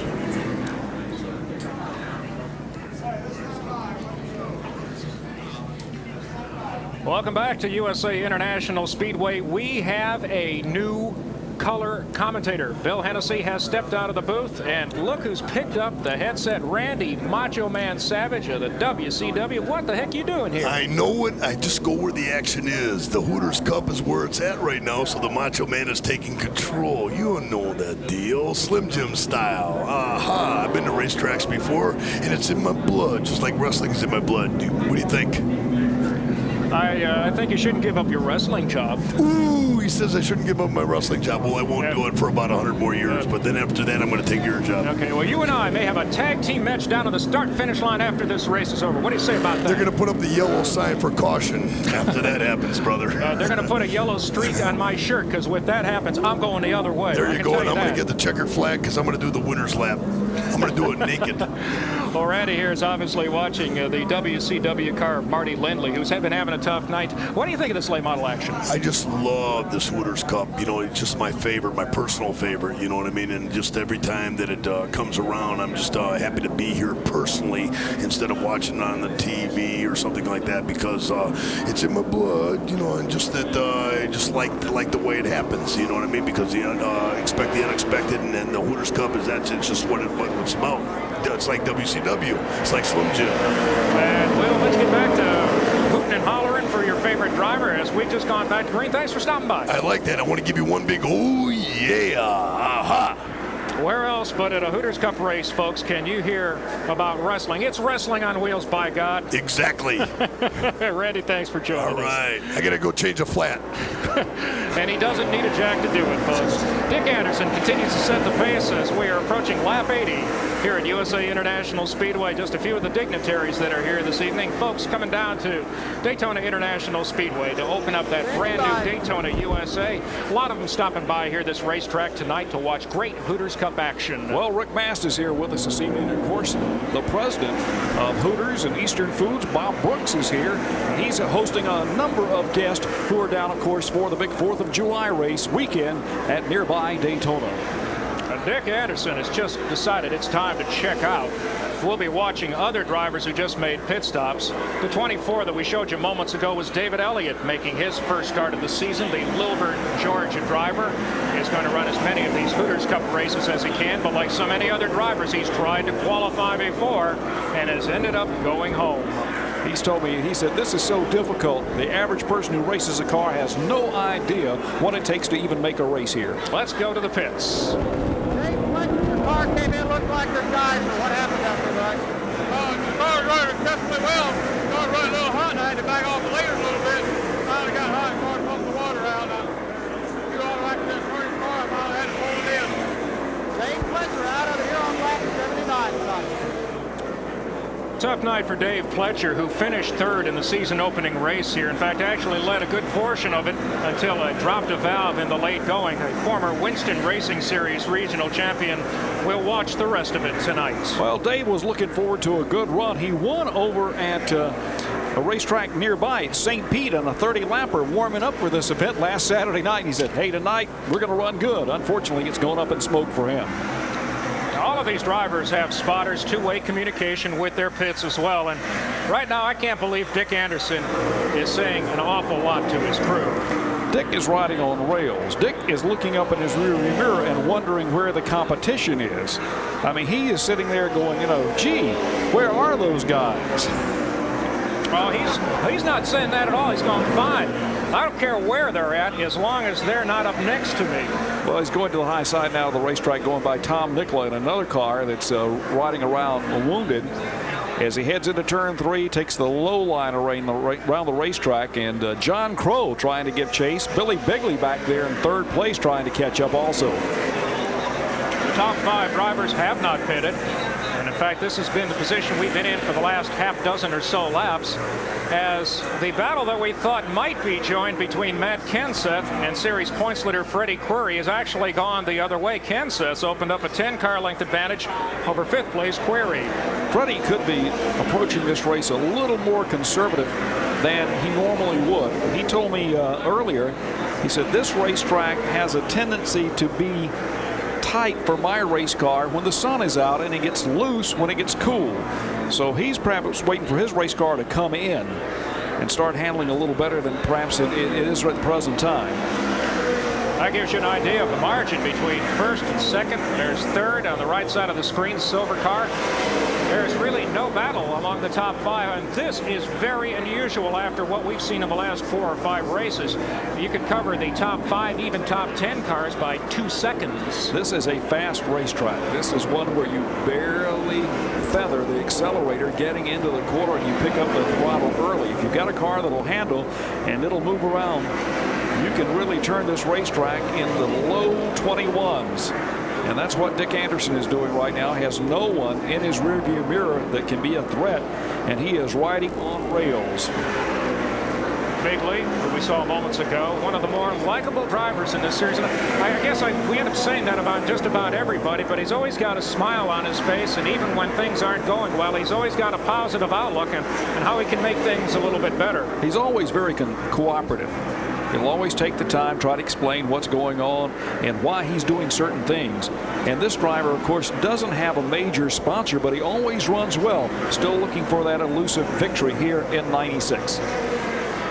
Anderson drove to victory in Toledo back in April. A real sense of vindication for a driver who was injured in a support race accident. The Hooters Cup race there had already ended, and the race that followed it, a car ricocheted off the speedway, landed on he and car owner Buddy Foster. Anderson was pretty severely injured, spent most of the winter recuperating, and says he isn't quite back still 100%, but it was heartening to see him take that victory as Derek Kelly, a Rookie of the Year contender, is trying to hold off Ronnie Sanders in the red 18. Ronnie Sanders coming down to the bottom of the racetrack. They almost come together, and that is very close racing. Sanders in the Country Fed meets entry. And Country Fed will be paying one driver tonight $1,000 for leading at mid-race. The Country Fed Meets folks are providing that bonus throughout the course of the 1996 season, and one of the many contingency sponsors that help push this race purse at each and every event in excess of $80,000. Good race here. Now Sanders goes to the bottom of the racetrack, passes Kelly, has his sights set now on the car right in front of him, and that is Freddie Query. Back up with our leader. He's going by one of the leading rookie candidates, David Jude. Jude not having a good run here this evening. David Jude normally is in the red number 2 car. It's a virtual clone in terms of paint scheme to Dick Anderson, but after that massive crash he had while running second at Birmingham, that car's wrecked. He brought a backup car here, and he said, I've been chasing the brakes on this car ever since I got here. 4th of July here at Lakeland USA Raceway. You could smell the barbecue pits around the racetrack. We had some folks who were kind enough to feed us this evening. We'd like to thank our friends at Porta Pit Barbecue for a great dinner, Florida's largest mobile caterers. And thanks to Scott for taking care of everything, especially with all the crew members. Now, you didn't get a chance for the second week in a row to eat with us, but everybody else enjoyed ribs and barbecue chicken and jackaroo barbecue sauce. I always say duty before ribs, and we were getting ready for the race. You know where Bill's heart is, don't you? Yeah, it definitely goes through his stomach. See these stains on my shirt? I really enjoyed it. That's why they don't put us on camera very much, folks. We're real slobs up here. 100 laps, just 4 circuits away. We got lap 96 on the books. Dick Anderson has led ever since the 30th circuit, and he is quite far and away the man to beat. But we remind you, if you're just joining our telecast, that we've got at least 1 pit stop, maybe 2, maybe 3 for every one of the top cars. A lot of cat and mouse going on among the crews as well. You're going to do 2 stops or 3. I don't know. What are you going to do? And you got to wonder if you're really getting straight answers from a lot of folks because of what happened at Kenley and Mike Garvey. Well, drivers who are trying to form a strategy about the way they race and the way they make pit stops, because this is really kind of new for most of these drivers. Normally they run 100 laps of competition and then it's all over. But here we had 200 lap races. Now we've got 250 lap races, and tires and fuel play a very important part in the strategy. When the series was formed last season, all of the races save one were 100 laps. In fact, save a couple of races, the Snowball Derby being the most significant one of those. This year they went to 200 laps to open the season, and then we'll see 250 laps all the way up to the season-ending Snowball Derby down at Five Flags Speedway. To complete the thought on Mike Garvey back at Kenley, that was a 250 lap race, and everybody save one driver, and it wasn't. Mike Garvey said, well, I'm going to have to pit. Garvey said, I probably will pit, circumstances right, about lap 150. He went 250 plus laps because we have to finish under green. He went 259 laps without pitting. Now that can't be done here, but that gives you a sense of how race circumstances can dictate strategy. He said the race was so tight, though, that he felt like that he couldn't stop. He said the tires really didn't fall off that much, just a hair, but it was just enough to keep me from being able to go to the lead. And the 6th car is Derek Kelly, sporting brand new sponsorship and a big smile. The Discount Auto Parts folks are now the primary sponsor on that car. The Grease Lightning group is backing that car in an associate capacity, and the Auburndale, Florida driver says, boy, this is really going to give me a chance now that I've got a little bit of extra capital to work with to buy those couple of things that maybe I've had to put off. Well, he is really racing Hal Goodson, and Goodson is a formidable competitor in the Pontiac, the 16, the Hooterade car. Talking about Derek's new sponsor, Discount Auto Parts, they're getting actively involved in more racing and other series. They're located right here in Florida. They offer $1,000 to the fastest qualifier award, and Discount Auto Parts should be commended for their participation here in the Hooters series. Kelly is really racing hard this evening. Kelly takes it into the 3rd quarter now, and he's actually catching Freddie Query as Hal Goodson is putting the push on him to move on up. And this is a battle for 6th as Goodson in the Hooterade drink car trying to get forward to get his first win. He was in a position, circumstances right, at Birmingham to have won, but everybody drove clean over those last 25 laps, and the margin between the 1st and 5th place car was 0.8 of a second. We flew back with Freddie Query last Sunday morning. He said, you know, I was looking to the right. I was looking to the high side of the racetrack. He said, there was Garvey. He said, that's who I expected to pass me. He said, when I opened up the bottom of the lane and all of a sudden there's the 116 car next to me, it surprised me. And these cars aren't easy to see out the back because of that spoiler. That rear view mirror isn't all that much of a help. That's where you rely on your spotters. And I said to Freddie, well, what was your spotter telling you? He said, oh, heck, I'm in a battle for the lead. I'm not listening to my spotter all the time. Marty Lindley, the man who beat Freddie Query at Birmingham, is done for the night. Looks like he's ready to climb out of the car, being sponsored by the WCW. A young man with a very bright future in this sport, I think everyone agrees. And let's go to the pits and Doug Rice. Marty Lindley is just about ready to hop out of his car here. He's just putting on his cap. Let's see if we can step in here and get a quick word. Marty, this is a whole lot different than last week. What finally put you out here?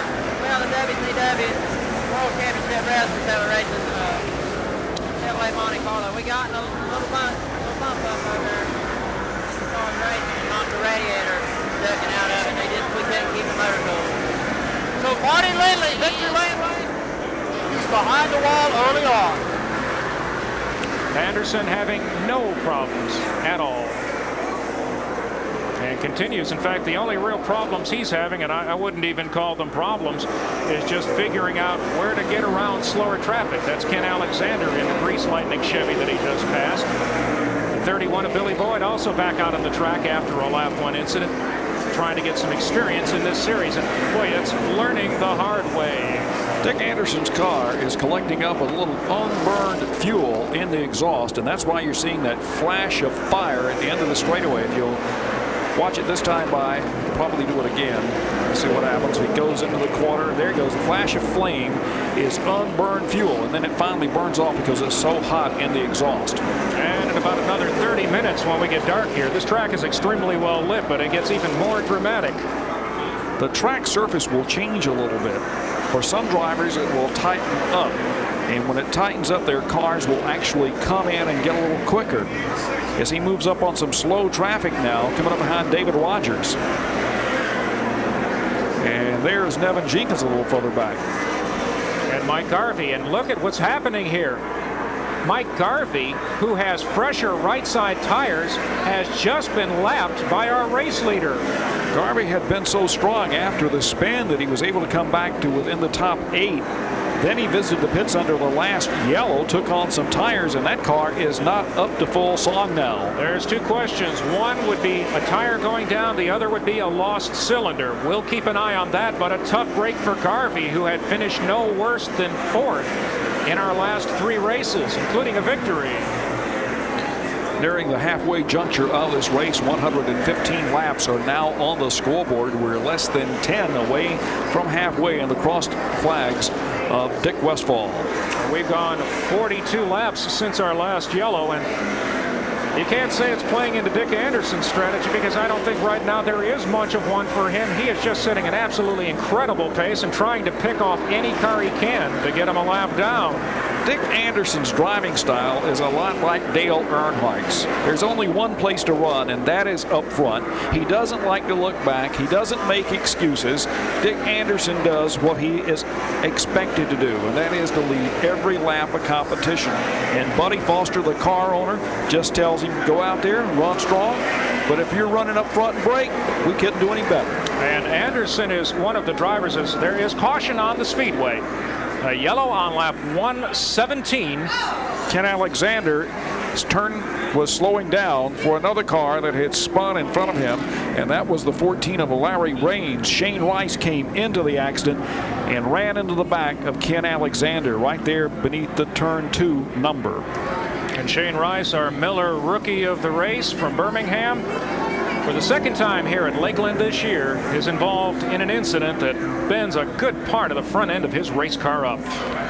Shane Rice was looking forward to a good run this evening. Dave Mater, who is crew chief and Menor is now, said, hey, we've got something for him this evening, but they never showed it.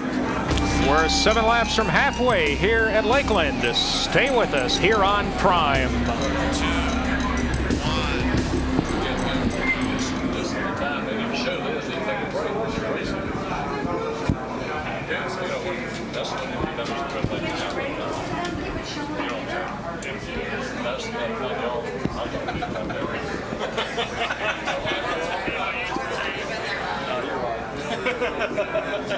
Yeah. It's real easy from where you're standing.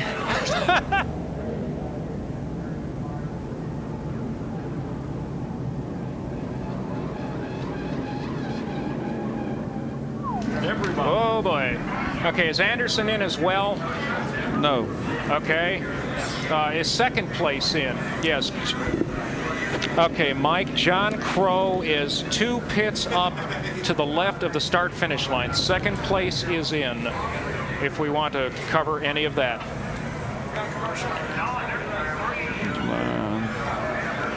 5th.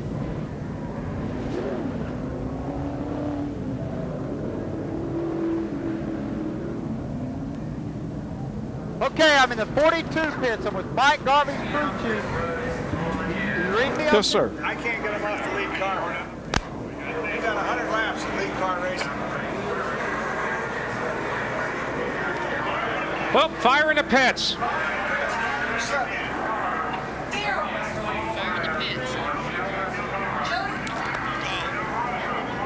The fire is off Darrell Shelnutt's car. It is fuel. It is spewing down the pits. All the crewmen have gotten out of the way.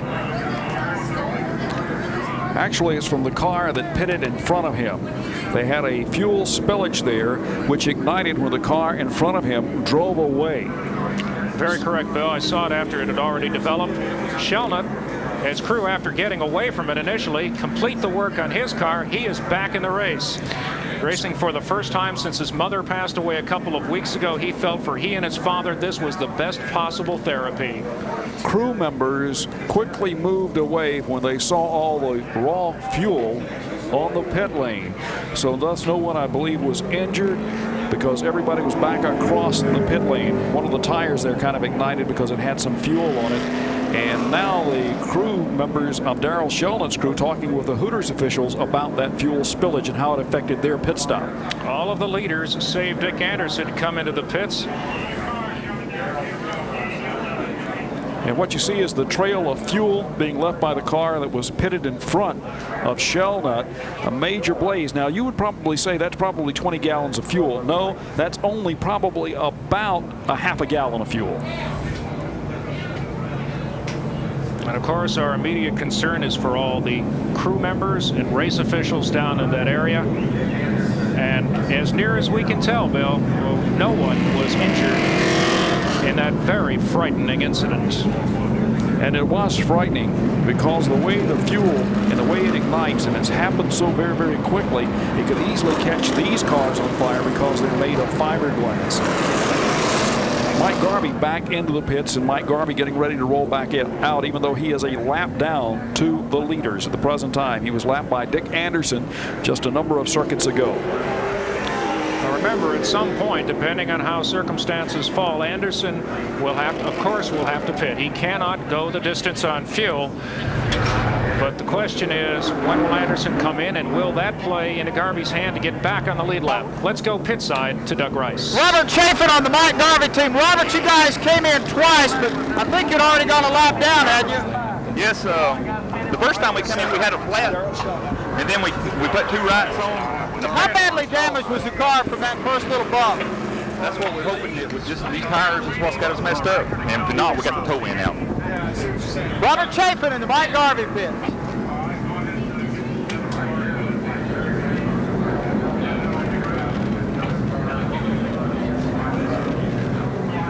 We'll continue under yellow for another series of laps as the track itself has been cleaned up. And Shane Rice minus about 200 pounds of fender, bumper, and hood. They're trying to get it back out, but right now the work looks like it's around the radiator. Well, after running into the back of the Ken Alexander car, I'm surprised there's not any more damage than what we see. He's crushed the front radiator and, of course, all the body work on the car. Ricky Sanders, a Rookie of the Year contender from Riverdale, Georgia, will rejoin the rear of the field. There really haven't been that many incidents in this race, only 7 of them so far. We were expecting a little bit more just because a number of drivers who haven't run regularly with the series were here tonight. And we've seen a few of those, but we've also seen some of our front runners get into trouble at one point or another or have mechanical problems. Well, Ken Alexander has abandoned his car, the 03. Bill Plemmons Jr. down there with Doug Rice as he's sitting on the sidelines. Clemens, you getting ready to go back out? What was the problem? Put you out. Oh, lost brakes. We lost brakes. Brakes got hot. We lost brakes out there. All right, so they've been working like a Trojan on this car, and they're going to get Bill Clemens, the number 115, back into the action here tonight.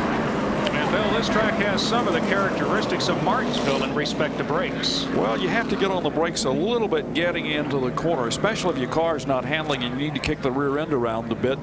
We're only 2 laps away from the halfway mark. The difference between this and Martinsville is we've got lots of banking here. Martinsville's pretty flat where you really have to use a lot more brake to get into the corner. But if you want to get down to the bottom of the racetrack, you have to plant the front end of the car in order to get it to turn. You transfer the weight to the front, the car then takes a set, and you can take it down to the bottom of the racetrack. Dick Anderson's got to be sitting there going, laughing a little bit about all those guys behind him. He's yet to make a pit stop here, and we aren't even halfway. Look at him, scrubbing the rubber off his tires. He's just shuffling around out there. Well, he's also thinking now about the halfway bonus, which next lap by will come. We are now 124 laps, 1 lap away from halfway, and we're going back green next time by. So barring a mechanical problem for Anderson getting back up to speed, he will lead at halfway and get $1,000 from the Country Fed Meats folks. There might be a little bet going between he and Buddy Foster's wife Linda about that $17,000 she won in the Tarpon tournament, because she said, I won the pole, I led halfway, and I won the race. $17,000 is what they pay in Hooters Cup competition. So Dick, you got to equal me this week. He can come pretty close, but he can't get all the way there. It looks like he might get 16 grand tonight. $15,000 for winning the race.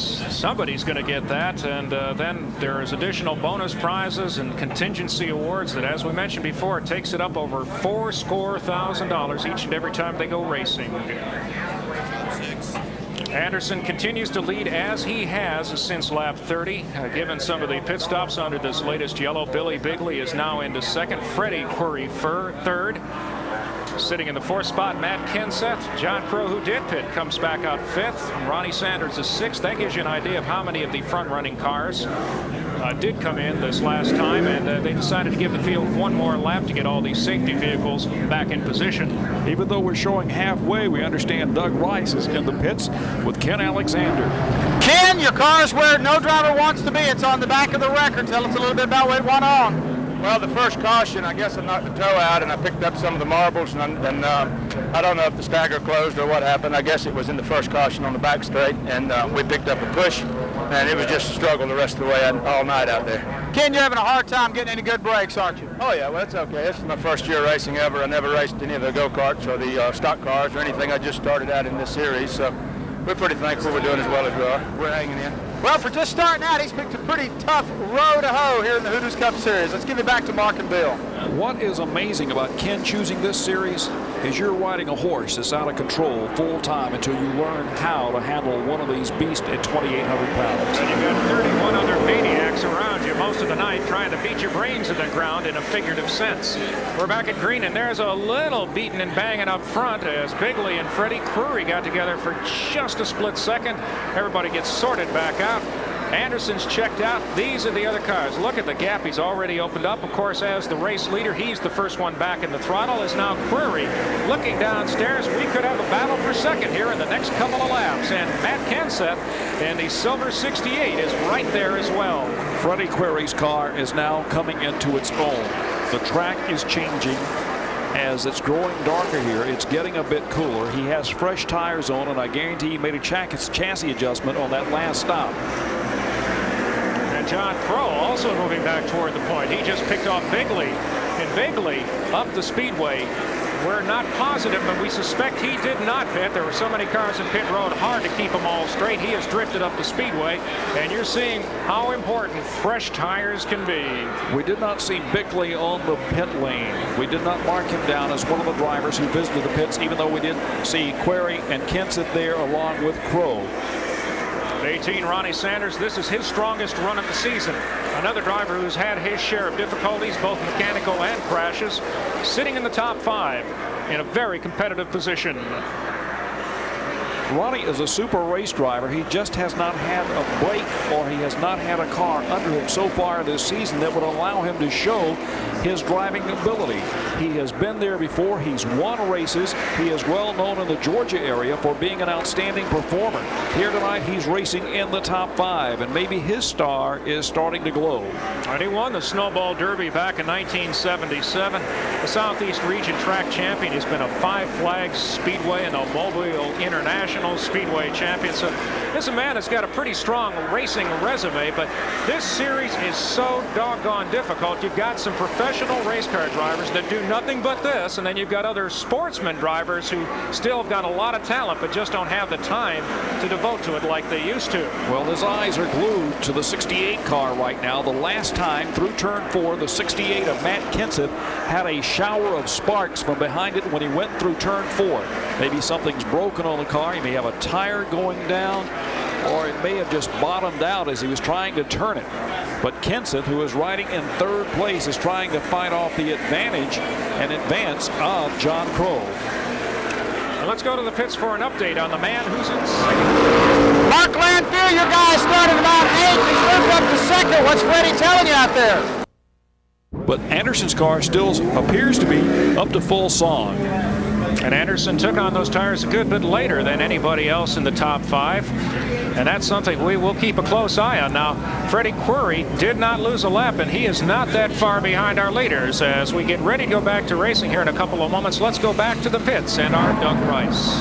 Matt Kenseth taking over the lead. His crew chief's Paul Paoli. Matt, looks like he's played a pretty patient game out there, Paul. Well, right now we're fighting two things here. We broke our header tube about 100 laps ago, and we're just kind of hanging on there.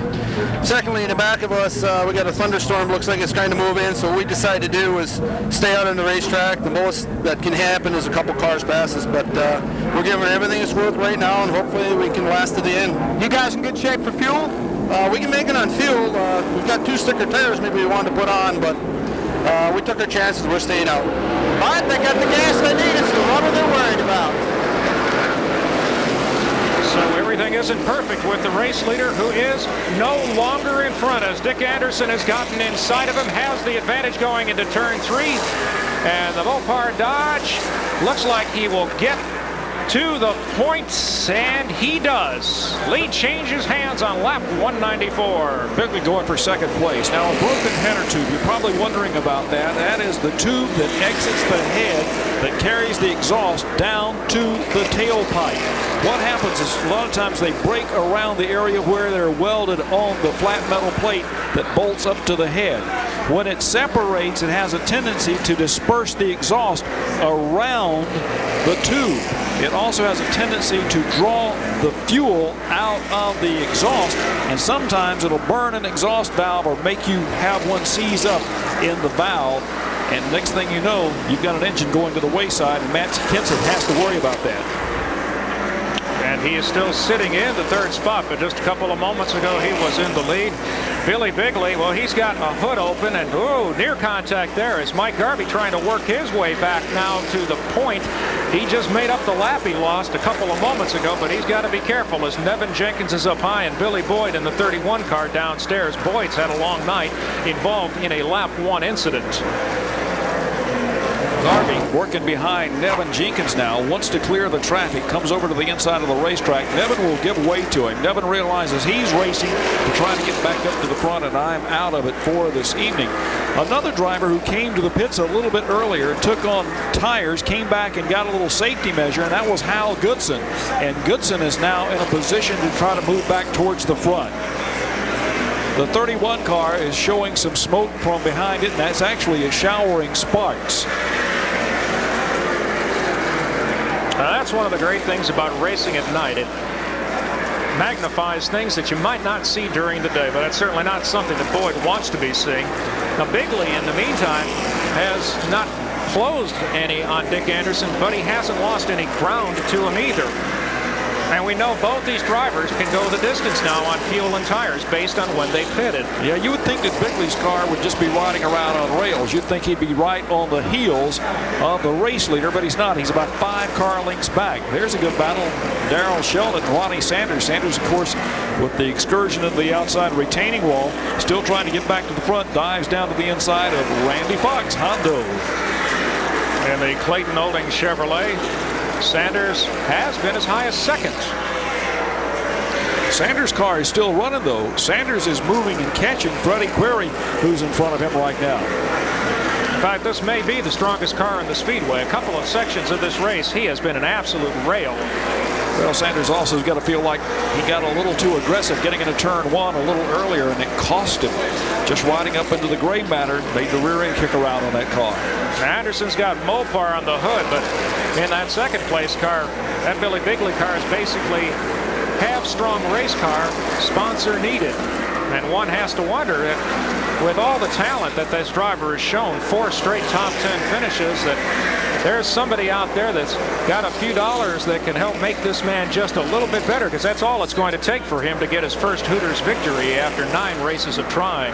Another driver a little further back moving through the field is the 16 car. That is Hal Goodson diving over to the inside of Larry Raines now.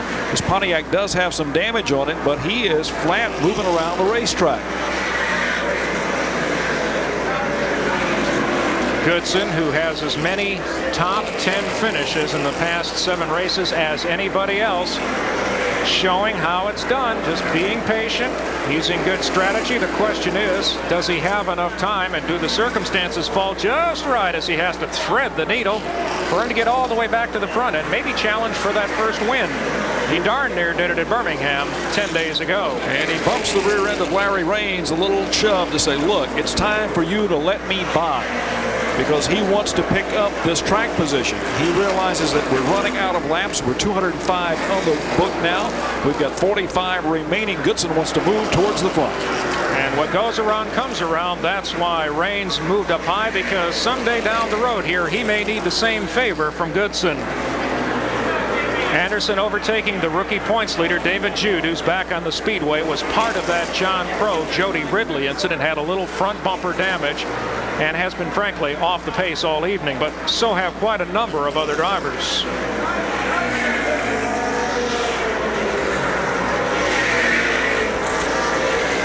And I think, Bill, it was only a matter of time before we saw Anderson get back to the point. That car was just too strong not to get back in front sometime before the end of the evening, barring some disaster. He is flat making the car get around the racetrack effortlessly. And in doing so, he's got a car that looks like it'll stay under him for the distance. A little further back, the battle for third place now shows Mike Franklin on the heels of Matt Kenseth. And Franklin may very well score a top 5 for the body shop operator from Homestead, Florida, that races at Hialeah. Driver having a good run here this evening. And there's Darrell Sheldon, another one of those Hialeah, Florida drivers. And what you're seeing there is the brake rotor light up from a lot of pad pressure on the rotor. So it is a flaming red. And he just passed the 115 of William Clemens. The 4, Randy Fox. The 14, Larry Raines, sporting new sponsorship. Trying to show you where many of your favorite drivers are on the track, but the favorite at the moment has to be the man on the point. Dick Anderson has led more laps than anybody else tonight, and if he can continue at this pace, will help himself in the points in a big way. Mike Franklin, we haven't said much about him, but he has had an excellent run tonight. A very quiet, strong top 5 performance. Mike Franklin riding in the top 5, began his racing career only back in 1988. Raced many stocks in a local track, and in 1989 he won the Thunder Car Sportsman Division. And he says the thing he's most proud of is the 1995 Florida Pro Series Championship. He says he's so proud of that because that man right there, Dick Anderson, had won it back in '94. He says you follow this guy's footsteps, you will be noted by those folks who have good rides. And whenever you win something of note, you're always proud of the achievement, but you always want to do it against the best, because that way in your own mind you know that, hey, you know, nobody gave me anything. I earned it. They sure don't. The Port City chassis of the 72 car, as he moves down the back straightaway, is chasing Matt Kenseth. Kenseth is a very formidable foe, and he will fight to keep Franklin from picking off third place.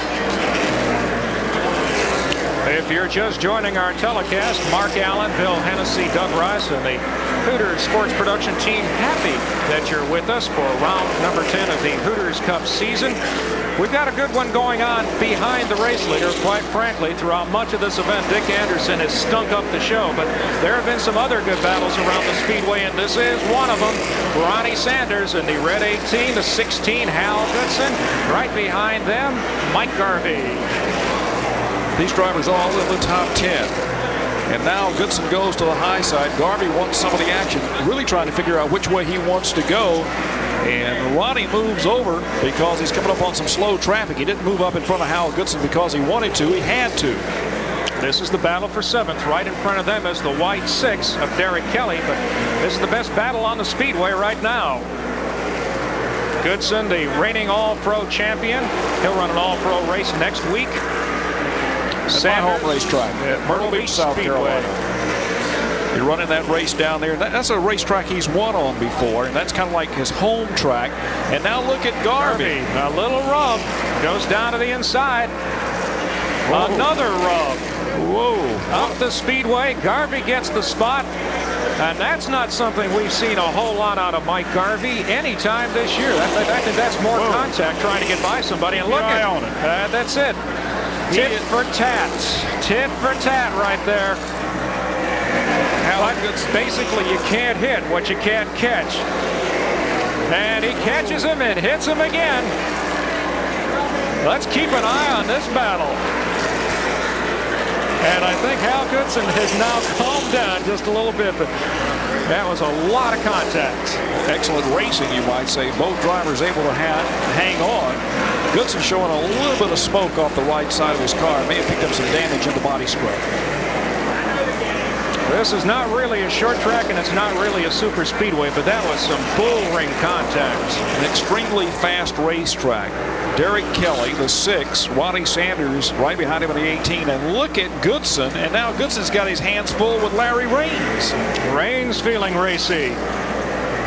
And now Hal's got to pay a little bit of attention. A few moments ago they got by him. Now Raines has closed on Goodson. And Garvey has opened up a 4-car length separation. He's sitting in the 8th spot. While we were away from that, Mike Franklin passed Matt Kenseth. So Franklin has moved up another position. He is riding in 3rd, while this excellent battle a little further back continues to be the hottest action on the racetrack. Derek Kelly sporting Discount Auto Parts colors. Ronnie Sanders, Country Fed Meats. He's trying to take the position. Kelly is 6th, Sanders 7th, Garvey 8th. 9th is Hal Goodson. Garvey will look upstairs for a moment. I don't think Ronnie wants to give him any advantage whatsoever, but there is Hal Goodson looming back into the fray, and he's going to come to the inside of Garvey and racing down the front straightaway. He wants Ronnie Sanders to get on into the corner there so he can get beneath the 42. And this is where your spotter is ever so important, telling you where the driver is, high or low, and exactly where he is in relation to your rear fender and bumper. Garvey goes to the high side and is able to go around Ronnie Sanders and give chase to Derek Kelly. But this is an exciting battle among these 5 cars. It's been the best grouping positional battle we've seen on the Speedway since about lap 100. And now Garvey will try Kelly upstairs. It looks like he has found the 2nd lane to his liking. Kelly goes upstairs, so does Hal Goodson. And now Garvey picks off the spot. So 6th goes to Mike Garvey for the moment by a fender. Got a little contact again.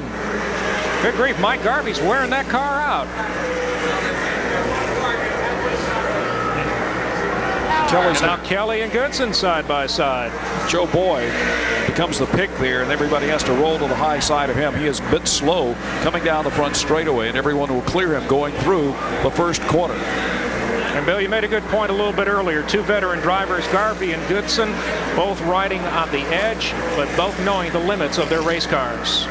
That's for sure. Those 2 drivers are capable of running up there almost into the marbles and maintaining control over their race cars. 24 laps to go. A little more than 18 miles around the USA International Speedway. It was built last summer, one of the nicer facilities in America, certainly one of the nicest brand new racetracks. We're going to be moving up on 20 laps remaining.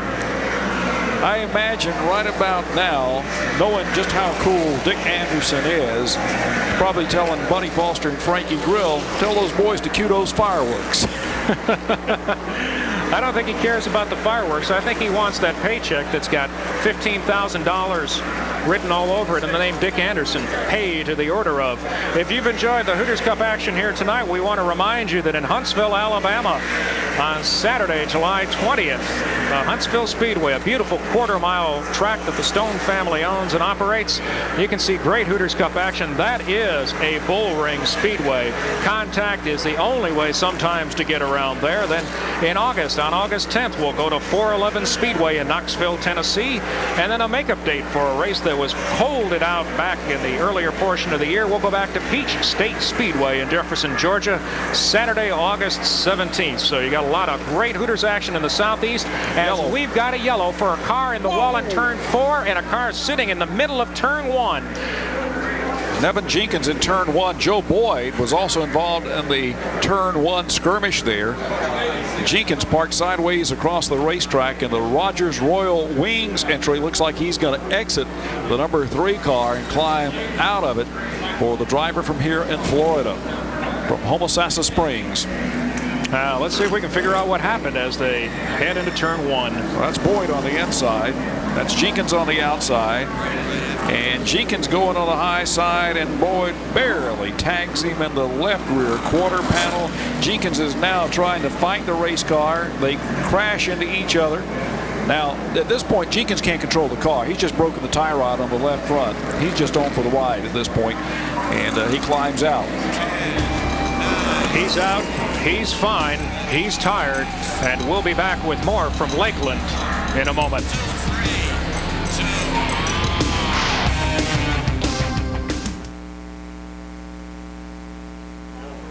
You know he broke his shoulder up there at Birmingham.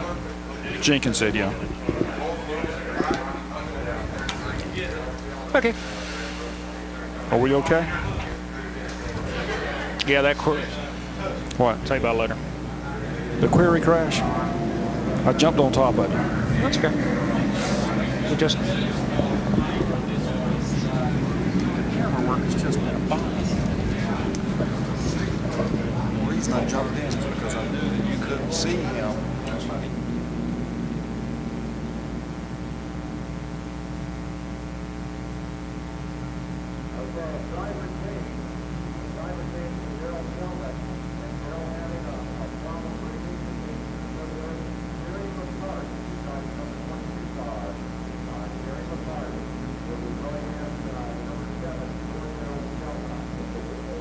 Do 17 laps to go right now. 7. Tighten things back up here.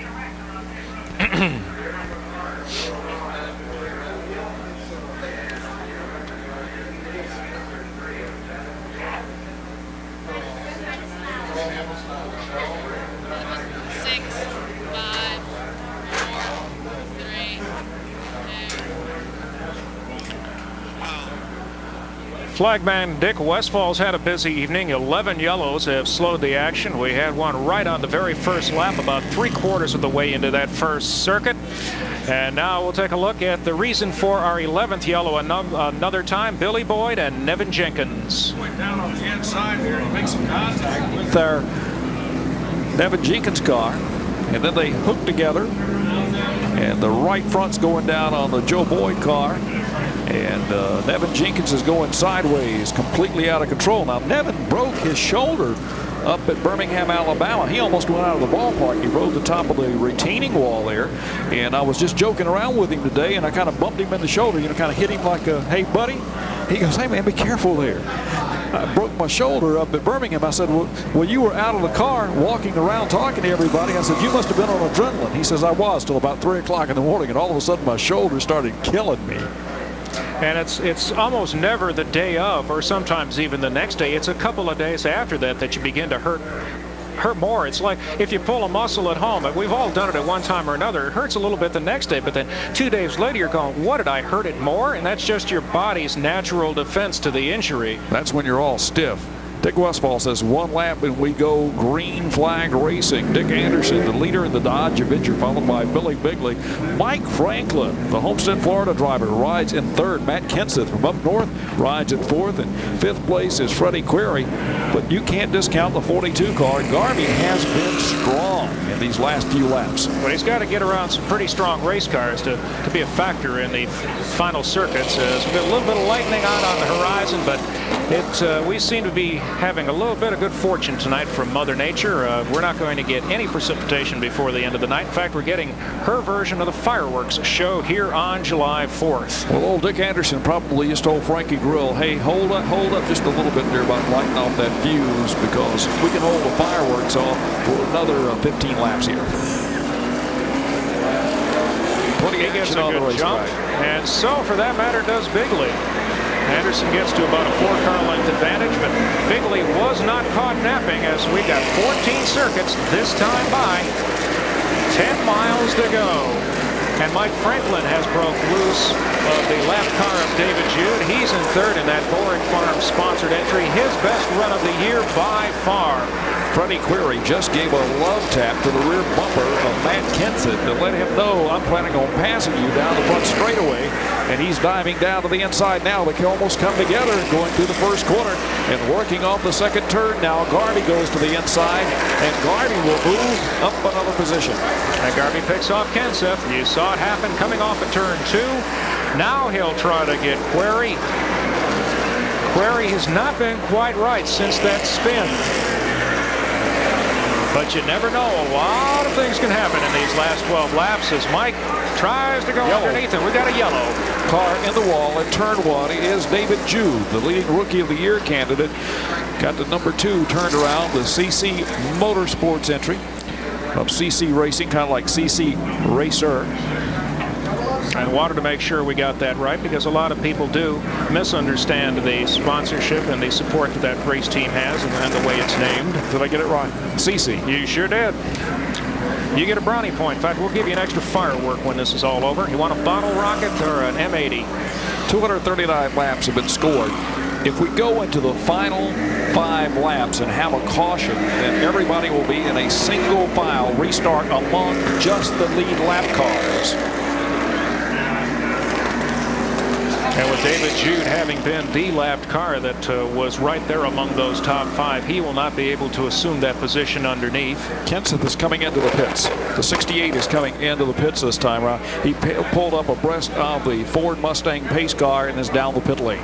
And we'll see if this is to change tires to see if he can improve his position or if there is a more significant problem. At this point in the race, I dare say there has to be something wrong with that race car. The Wegner Automotive Chevrolet Kenseth, Cambridge, Wisconsin driver will go to the right side for rubber. And we'll see how many positions he can pick off as we go green and next time by. Indication is 10 laps to go from Dick Westfall.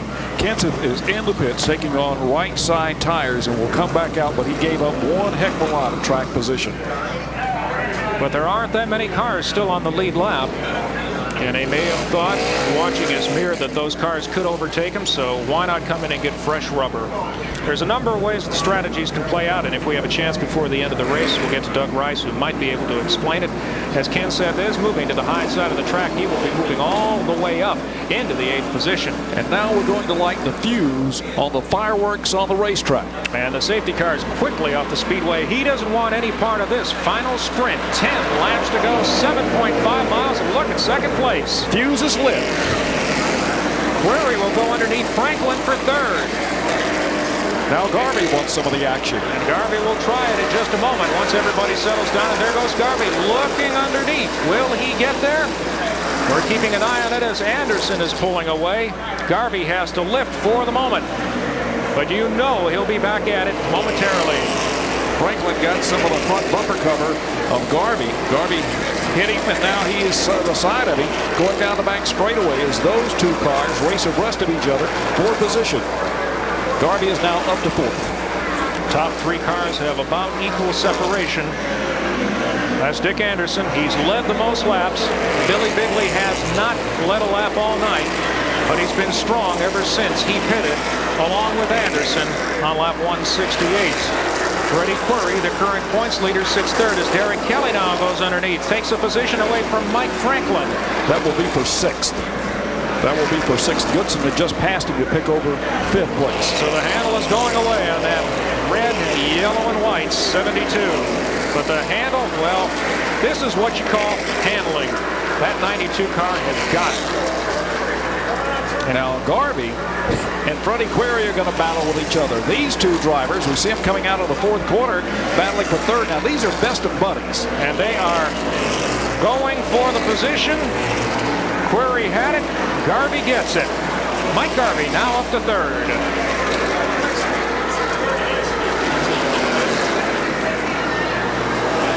Anderson leads them out of turn 4, this time by 4 laps to go. 3 miles to his 2nd victory of the season. Will he hold together? Jimmy Cope back out after his wheel problem 30 laps ago. But if there has been a problem on Dick Anderson's car tonight, I don't know what it could have possibly been.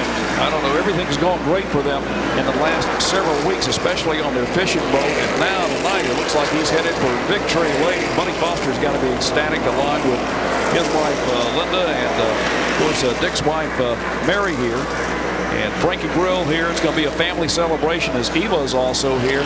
And we're running down to the final few laps of racing for this 250-lap 4th of July event. David Jude gets out of the way because we've got 2 circuits to go. Bigley has done everything he can to catch Anderson. It's got to be a mistake by our race leader for that 28 car to get to the point. He's going up, though. He's within 2 car lengths. He's going to knock on the door, and the white flag is waiting. In 1 lap, we'll be at the midway point in the season.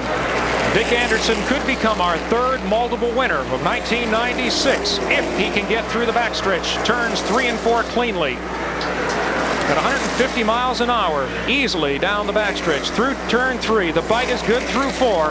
And Dick Anderson brings Dodge its third victory of the season, his second.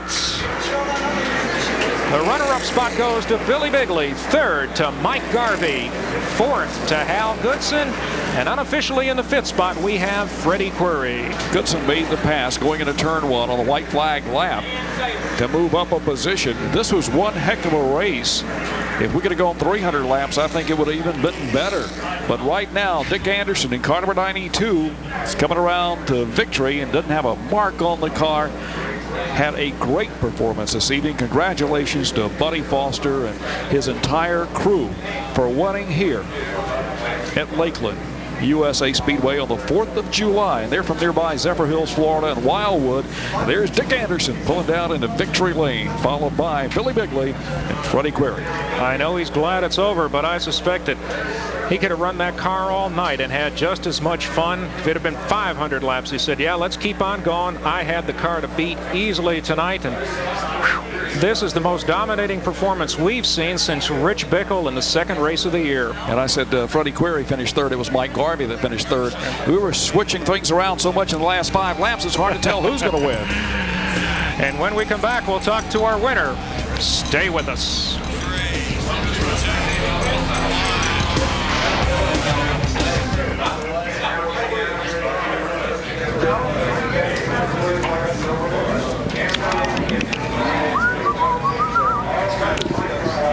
Basically what I did for about lap 180 on, I stopped trying to call the race that was on the track and call the race I saw, because every time we call them to a point, they cut off.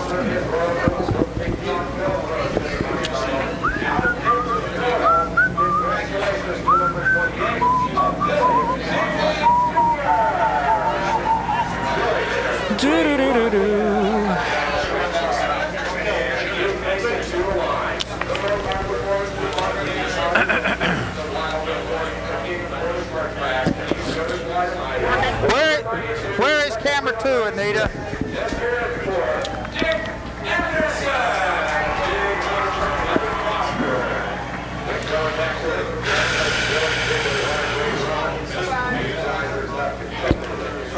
Miss Beck, your mic first before we cut the dub.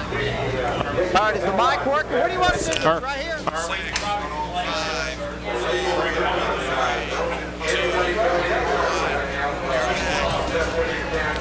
Domination is spelled A-N-D-E-R-S-O-N tonight. Dick Anderson goes to victory. He doesn't look like he's been, except for more than a walk around the block this evening, and he is down trackside. Doug Rice has the pleasurable duty of talking to our third multiple winner of the year. Well, that Dick got unstrapped here. It looks like he's got on his, is that a flak jacket or is that a cool vest, Dick? That's a bulletproof vest for the people who don't like me. All right, Dick. Let's turn around here for a second. They often call you king of the Florida short tracks. You proved it here tonight, buddy. You were absolutely dominating over the last half of the race here. I tell you what, we've been dominant in so many races this year when fell out while I was leading them. But if I could come back and win one, this is where I'd want to do it in front of all my hometown folks. And there ain't no greater racetrack than this one right here. You really got hooked up. I mean, nobody could lay a glove on you. Yeah, I'll tell you what, I was in a supercar. Frankie Grill did a super job with the chassis. Joe Arrington did a super job with the motor. And I'd just like to thank everybody. The crew did a good job. Got a supercar owner. I mean, what more could you want, you know? But we maybe we'll start finishing some races with this Dodge now. Well, he finished here tonight, and he finished way ahead of the pack. Dick Anderson, the winner here at Lakeland tonight. He did it in style. He's the type of driver that you would like to emulate if you're anybody else in the field. And a great job that he's done by dominating this event here for this 250-lap event. It's been a great race here at Lakeland. Stay with us. We've got more to talk about as we unofficially take a look at the top 10. Back in a moment.